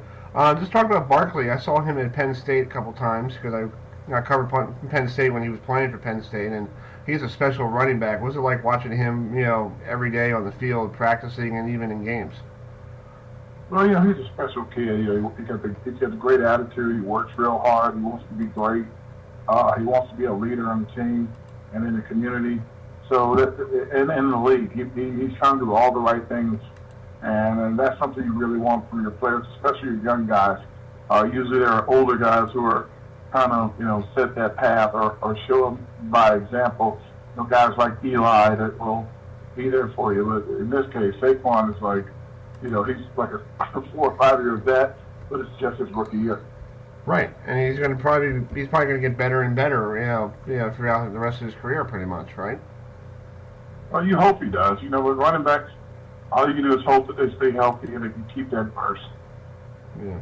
Well, I was looking at your bio this week because I was getting to know who you are, and you went to Alabama. What was it like playing college football down there with the Tide? I think that it's kind of weird because we're up here in the Northeast, and I don't think people up here realize what college football really means or what it's really like. I think down by you guys, you got Maryland, but I don't know. Maryland's been kind of competitive, but not super competitive in the last few years. When you go to like a SEC school, and you got the Tennessees, the Georgias, the Auburns, Florida, Alabama, LSU, it's crazy. Like these guys have like Mississippi State, Ole Miss. Every year, somebody looks like they're got a chance to be in the top 10 or the top 5, and every year it looks like someone has a chance to compete in the championship game. Mm-hmm. And most of all, it's the campus is the town, and that's what these small schools are like. In the state of Alabama, there's no pro football, so it's Alabama, Auburn, and basically Tennessee who are your pro teams, and schools, high schools, parents, everyone follows these guys around. It's a lot of pressure, but a lot of fun. Yeah. I was just looking at your son got committed to Notre Dame. Is that going to be hard for you to root for Notre Dame because your son's playing for it because you're an Alabama guy? No, it's not going to be hard for him because I'm only going to root for him. No, that works. I'm gonna pull for the team. Hopefully hopefully he'll be able to have a really great career and get a great education from Notre Dame. They're notorious or known for their slogan when they're pitching kids 4 for 40s, which means 4 years in college for the next 40 years of your life, which is a great slogan by them. They have a great alumni base, and he made a business decision as much as he did a football decision. He wanted to ensure that when he got out, if he did well in school, he'd have a better chance of getting a great job. Mm-hmm. Hey, what position is he playing, at Notre Dame? Is he going to be like you, a tight end, or is he going to be like a defensive back, or what is he? No, he's about 6'2", about 265. He's going to be a D&D tackle. He's a multiple defensive line position guy. So he's had a very nice career in high school. And up here, he plays up here in this what we call the SEC of high school football. These 4 great Catholic schools that seem to be in the tops every year in this region. And they won the states last year, shutting out their rivals. So watching him play, like that D line position, like I said, they played him all over the D line. They even stood him up in linebacker sometimes. So it's pretty good. About I don't want to overstay. I think like 6 guys or 7 guys on this team, maybe even more, are already committed to Division I schools. Wow. Well, real quick, I know you're a busy guy. You played tight end back is the tight end position getting different every year, or is it the same when you retired? No, when I was playing, it was like, the entire offense was built around running the ball, or you needed a great back. You needed a Barry Sanders, an Emmett Smith, a Walter Payton, Dickerson. You needed those guys to run the ball because the game was built around running the ball and play action coming off of it. Now the game is more of the Barry Sanders type game because Barry played in what they call back in the old days run and shoot, which is basically a spread offense. You might have a tight end. If he's in the game, he's usually more of a receiver. If he's blocking, I'll go as far back as Jay Novacek or Jordan from Minnesota. They're mostly getting in the way. They're not like smashing anybody. So it's just a different game. I mean, spread offenses have taken over high school ball, taken over Pee Wee ball, taken over college ball and the pros. It's a game that they think scores a lot of points with the rules the way they are, and in theory it protects the players. But like I try to tell Roger Goodell when he asks me about it, I'm like, everybody catches up. The defense will catch up soon. That's true. Well, Mr. Howard, Mr. Cross, thanks for joining us tonight, and enjoy the rest of the spring. And by the time we talk again, it might be football. Well, hopefully it's football, but hopefully the spring comes first. Yeah, exactly. Thank you so much for coming on. Have a good one. All right, we'll be right back here on the Sports Desk here on HerbFM Sports Radio.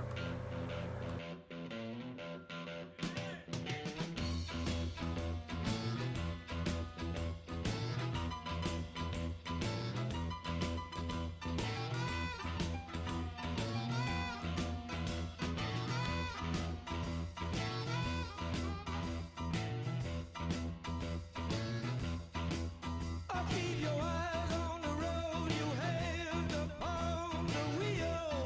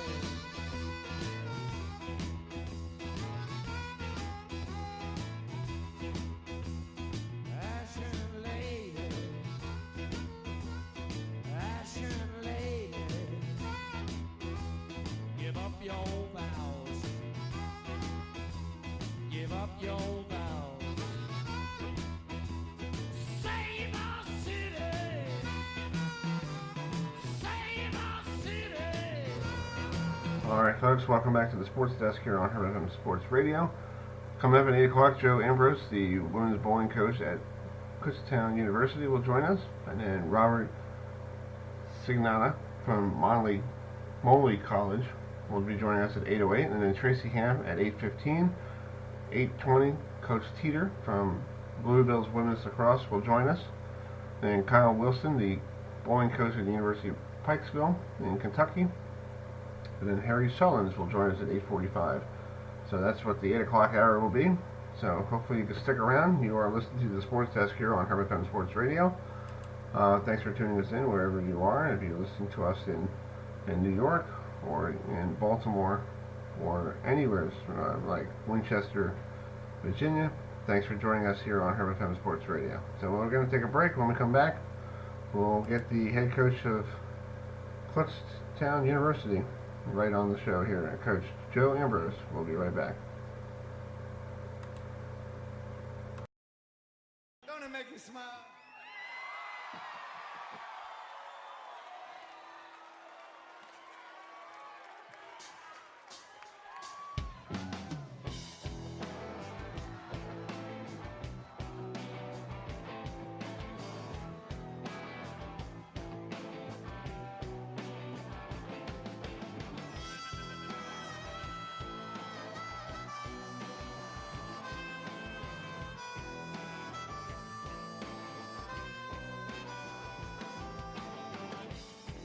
Don't it make you smile?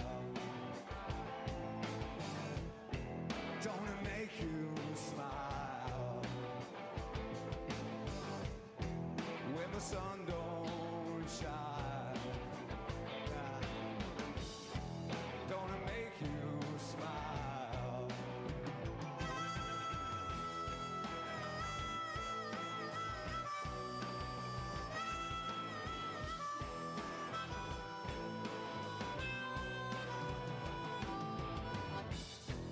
Don't it make you smile? Don't it make you smile? When the sun don't shine, it don't shine at all. Yeah. Don't it make you smile? I miss you already. I miss you always, always. Oh, I miss you already. I miss you always. This is how I feel.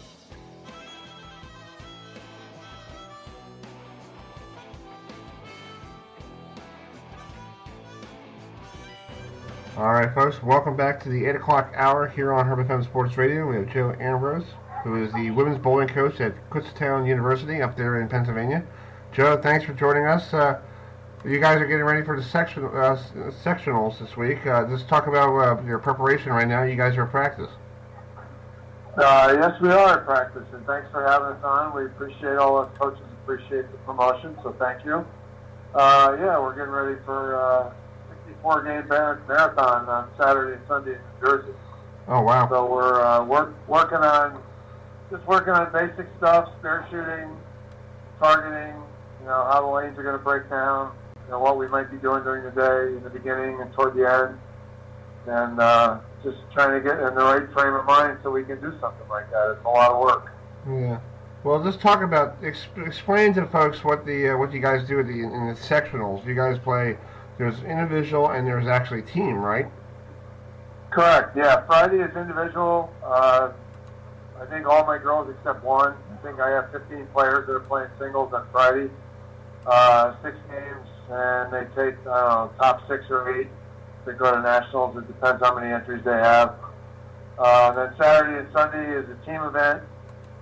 Each team is a maximum of 8 players, and each team bowls 64 Baker games over 2 days, 32 games a day, and total pins determines the top 4, and the top 4 go to USBC Nationals.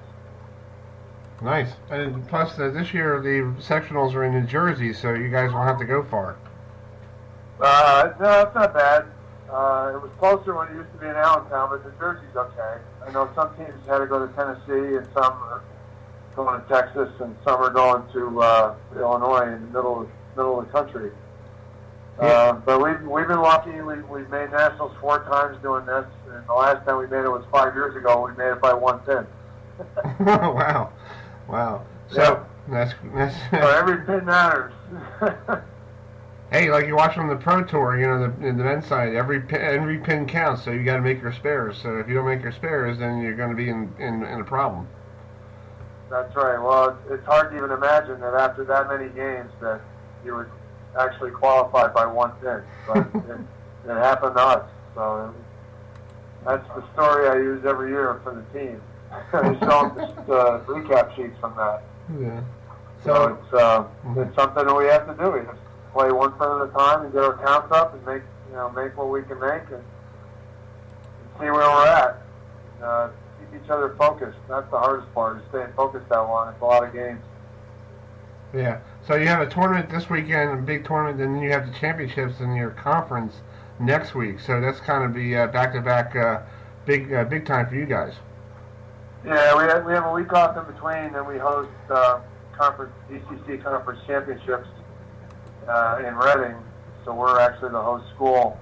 13 teams, and whoever wins is going to get an NCAA championship play-in match. So it's pretty exciting stuff. Last year was the first year we had automatic qualifiers for conference. So it's a really cool thing.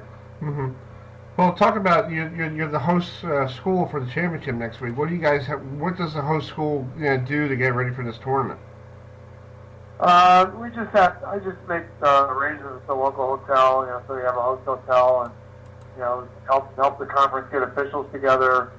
Work with Kegel to get the lane pattern done. Mm-hmm. Work with the bowling center to make sure players have a place to keep their stuff. Time schedule, KU, Kutztown TV, because electronic media is one of our majors at Kutztown. They're actually having their students actually live stream the entire event on Saturday and Sunday. And they did it a couple of years ago when we only had 6 teams. Now we have 13, so we're a bigger conference.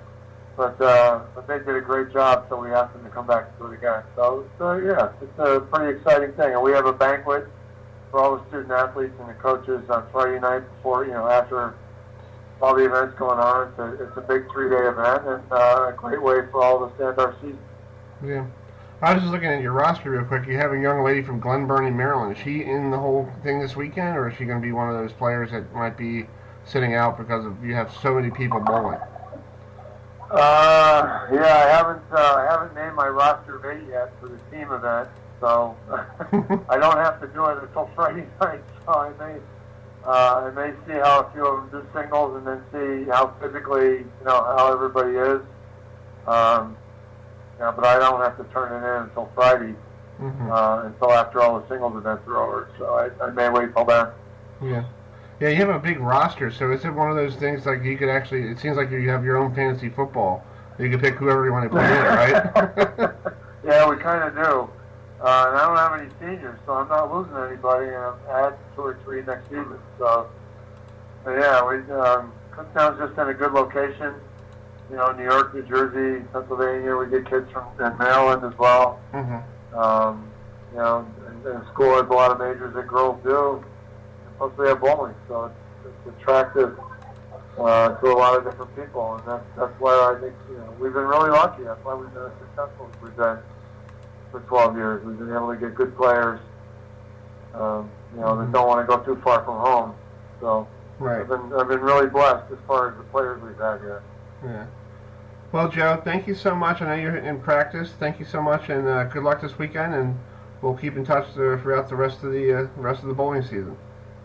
All right, sounds good. Thank you so much for calling, and thanks for having us on. We appreciate it. All right, we'll be right back here on the Sports Desk here on HerbFM Sports Radio.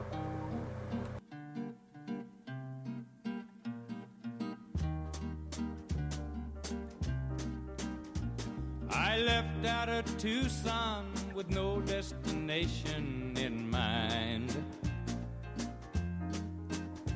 I was running from trouble and the jail term the judge had in mind. And the border meant freedom, a new life, romance, and that's why I thought I should go and start my life over on the seashores of old Mexico. My first night in Juarez, money I had. One bad senorita made use of one innocent lad. But I must keep on running, it's too late to turn back. I'm wanted in Tucson, I know. Yeah, and things will blow over on the seashores of old Mexico. Two Mexican farmers en route to a town I can't say. Let me ride on the back of a flatbed half loaded with hay. Down through Durango, Colima, Almira, then into Manzanillo, where I slept in the sunshine on the seashores of old Mexico. After one long siesta, I came wide awake in the night. I was startled by someone who shadowed the pale moonlight. My newfound companion, one young senorita, who offered a broken hello. To the gringo she found on the seashores of old Mexico. She spoke of Sonora and swore that she'd never return. For her Mexican husband she really had no great concern. But she loved a gringo, my red hair and lingo. That's all I needed to know. Yeah, I found what I needed on the seashores of old Mexico. Yeah, she loved a gringo, my red hair and lingo. That's all I needed to know. Yeah, I found what I needed on the seashores of old Mexico.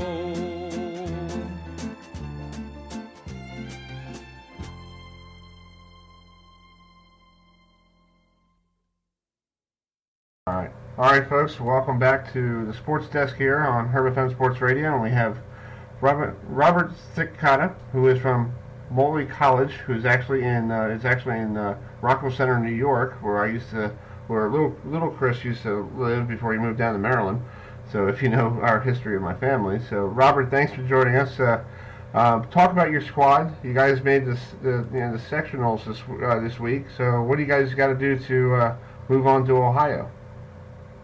Well, I think that anytime you go to the sectionals, you're going to be facing a lot of really talented teams. Every team that has made it this far into the season have kids that can throw the ball. Having coached 4 teams that have made it to sectionals and 1 team that made it to nationals, I think that anytime you go to sectionals, you have to look at the lane conditions, you have to look at the level of competition. And like I said, there's many talented USBC and NCAA teams that are going to be in the Eastern Field this week. And we've got to knock down pins as well as anybody else and have a chance to try to finish in the top 4. My Adelphi team of 2011 that made it to the semifinals at Nationals, we were the lowest scoring team, but we finished 4th in that Eastern region. And it's anybody's game if you can knock the pins down. Mm-hmm.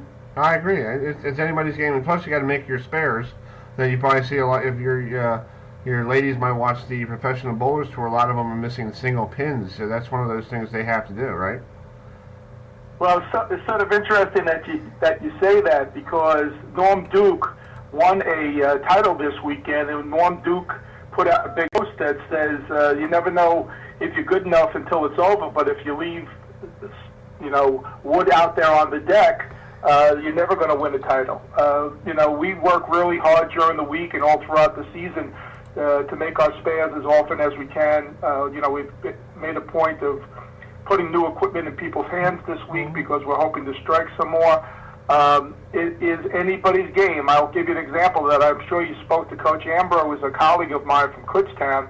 His team made it to nationals a few years back by one pin. Right. The year in 2014 and 2011, when my team made it to semis, we qualified by 14 total pins.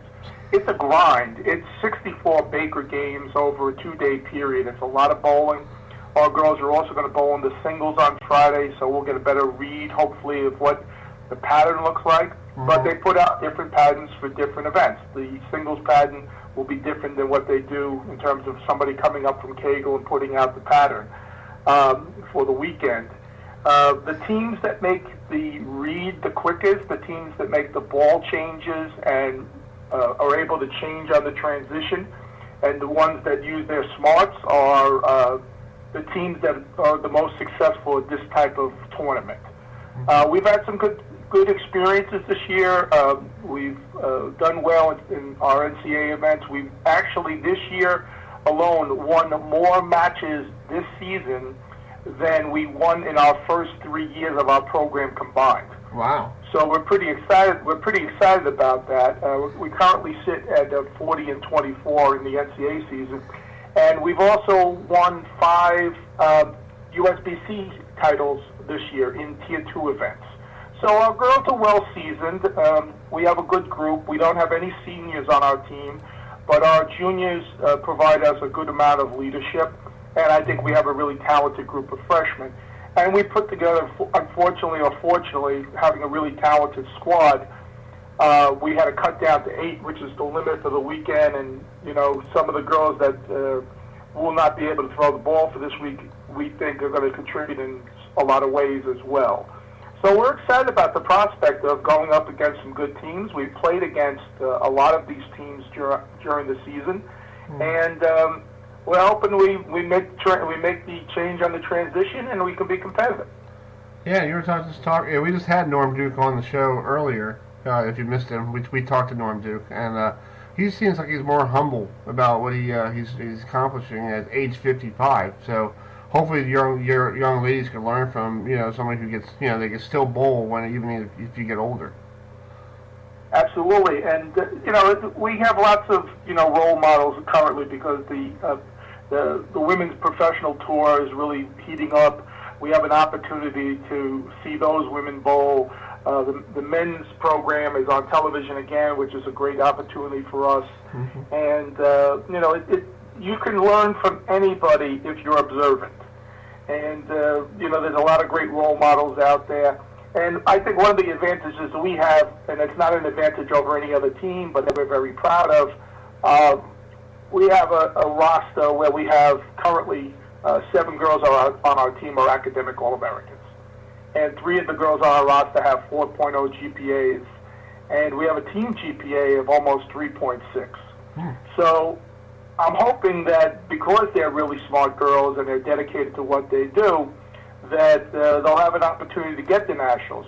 My assistant coach, Coach Lella, she was on my 2011 Adelphi team that made it to the semis. Unfortunately, you know how coaches always look back at these things.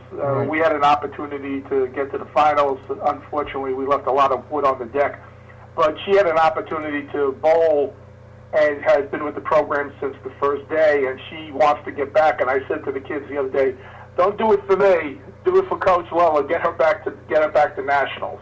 So that's our goal. Our goal is to try to finish in the top 4 and get back to nationals and let them have that experience. If you've ever been to a tournament of that nature, as large as that is, 32 teams from around the country with really talented bowlers, it is a really exciting experience. Everything from the banquet to flying in and everything that you do at a tournament like that. Our kids would really like to have an opportunity. And also, we play within the East Coast Conference, so we get sort of a double lick at the lollipop. Not only do we have an opportunity to try to get the USBC Nationals, but we have an opportunity to win our conference title in 3 weeks, and then have an opportunity to play in to get a chance to go to the NCAAs, which is, as you know, teams have won both those championships in a single year.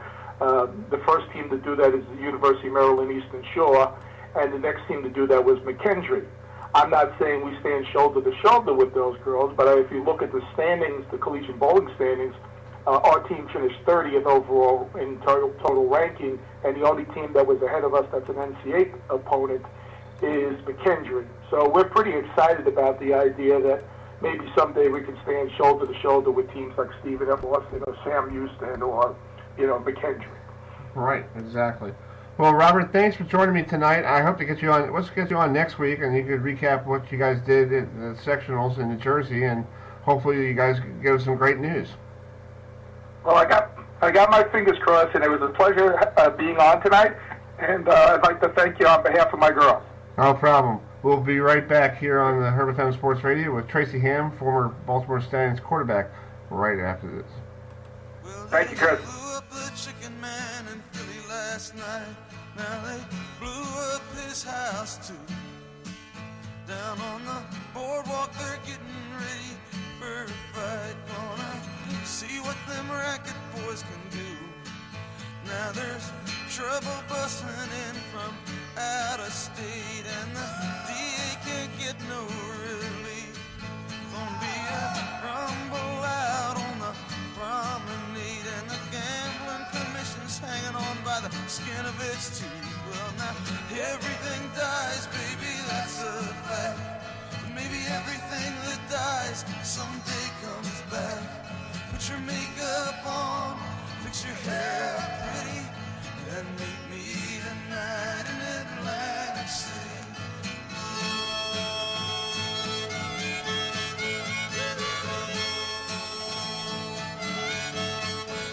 Well, I got a job and tried to put my money away, but I got debts that no honest man can pay. So I drew what I had from the Central Trust, and I bought us 2 tickets on that Grove City mushroom, baby. Everything dies, honey, that's a fact. But maybe everything that dies someday comes back. Put your makeup on, put your hair up pretty, and meet me tonight in Atlantic City.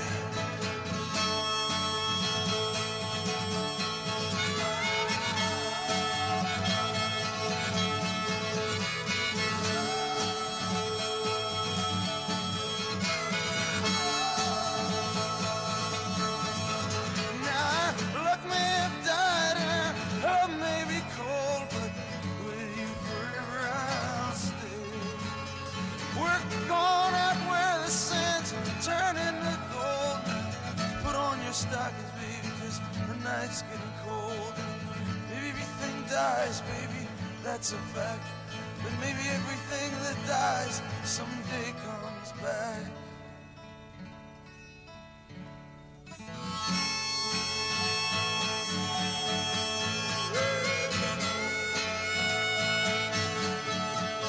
I've been looking for a job, but it's hard to find. Down here it's just winners and losers, and don't get caught on the wrong side of that line. Well, I'm tired of coming out on this losing end. So honey, last night I met this guy, and I'm gonna do a little favor for him. Well, I guess everything dies, baby, that's a fact. Maybe everything that dies someday comes back. So fix your hair up nice, fix yourself up pretty, and meet me tonight in Atlantic City. Meet me tonight in Atlantic City. Meet me tonight in Atlantic City. Meet me tonight.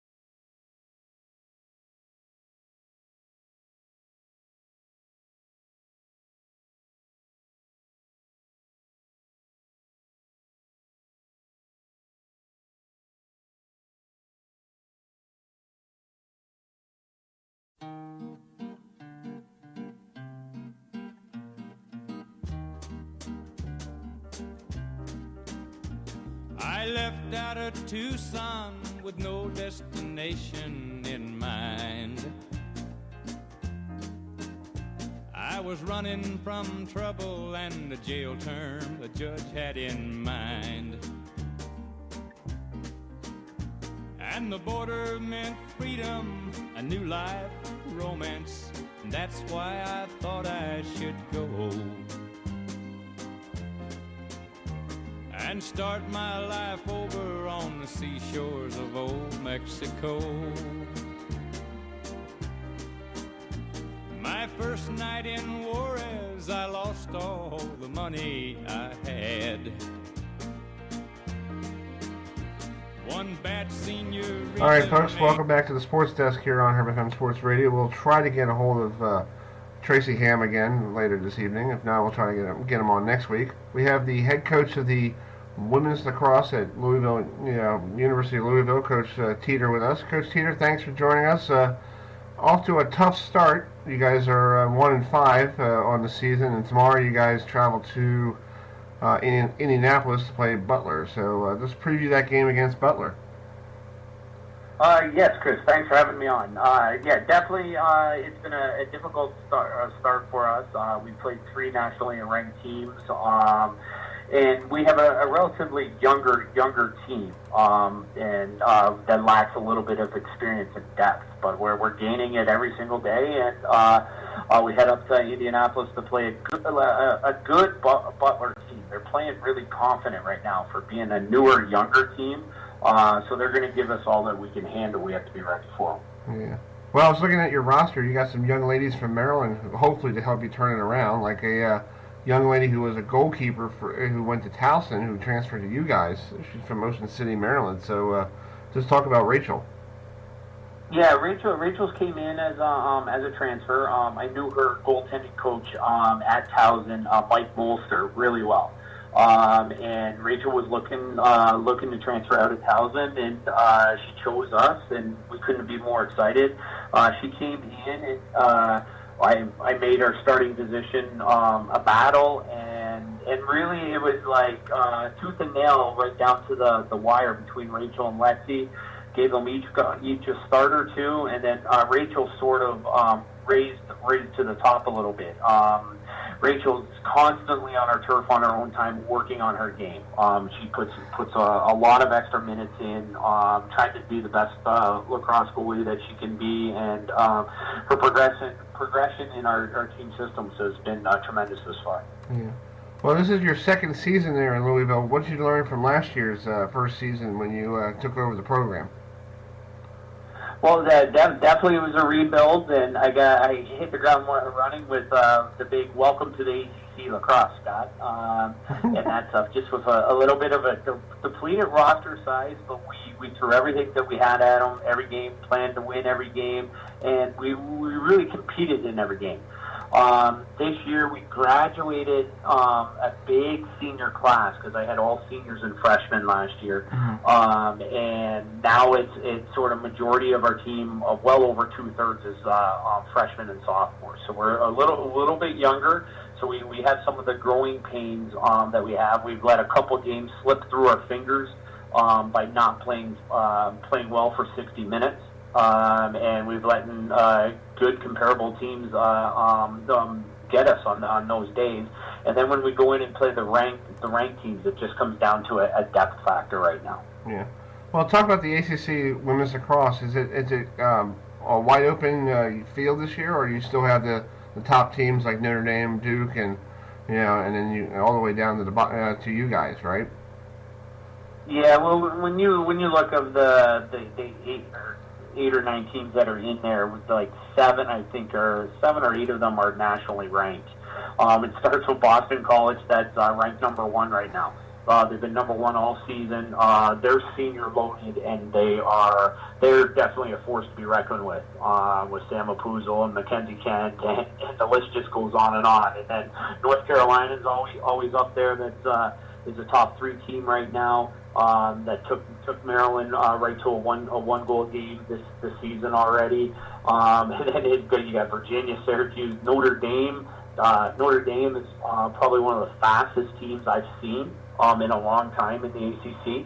that just played the game so quick last weekend that it was tough for my growth to hang with making the decisions at that speed. And then really we got Duke this weekend coming into our home term after Butler, and they're a confident team.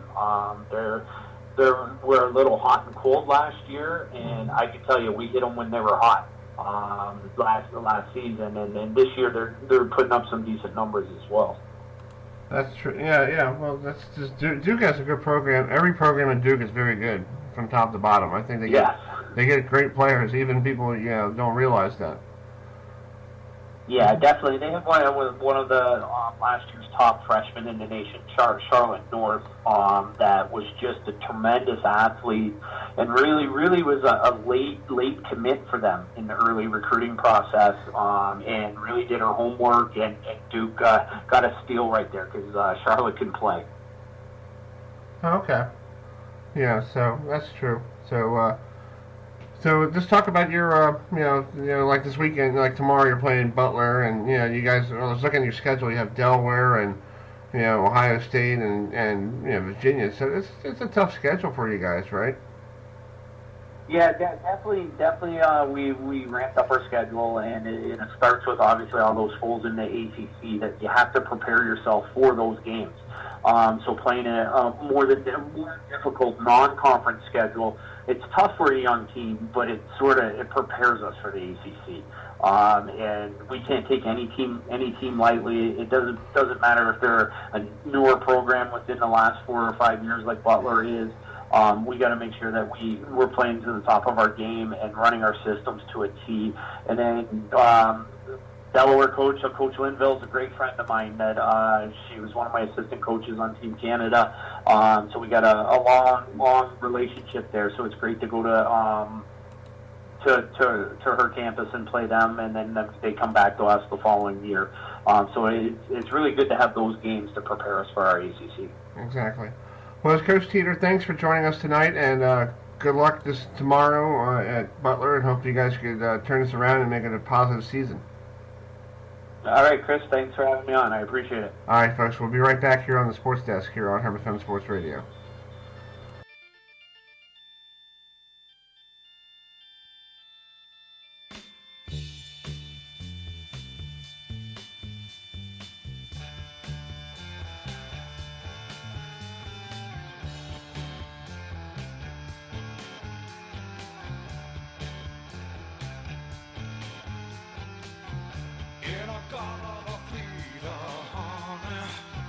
Don't you know that I'm loving you? In a Garden Vita, baby. Don't you know that I'll always be true?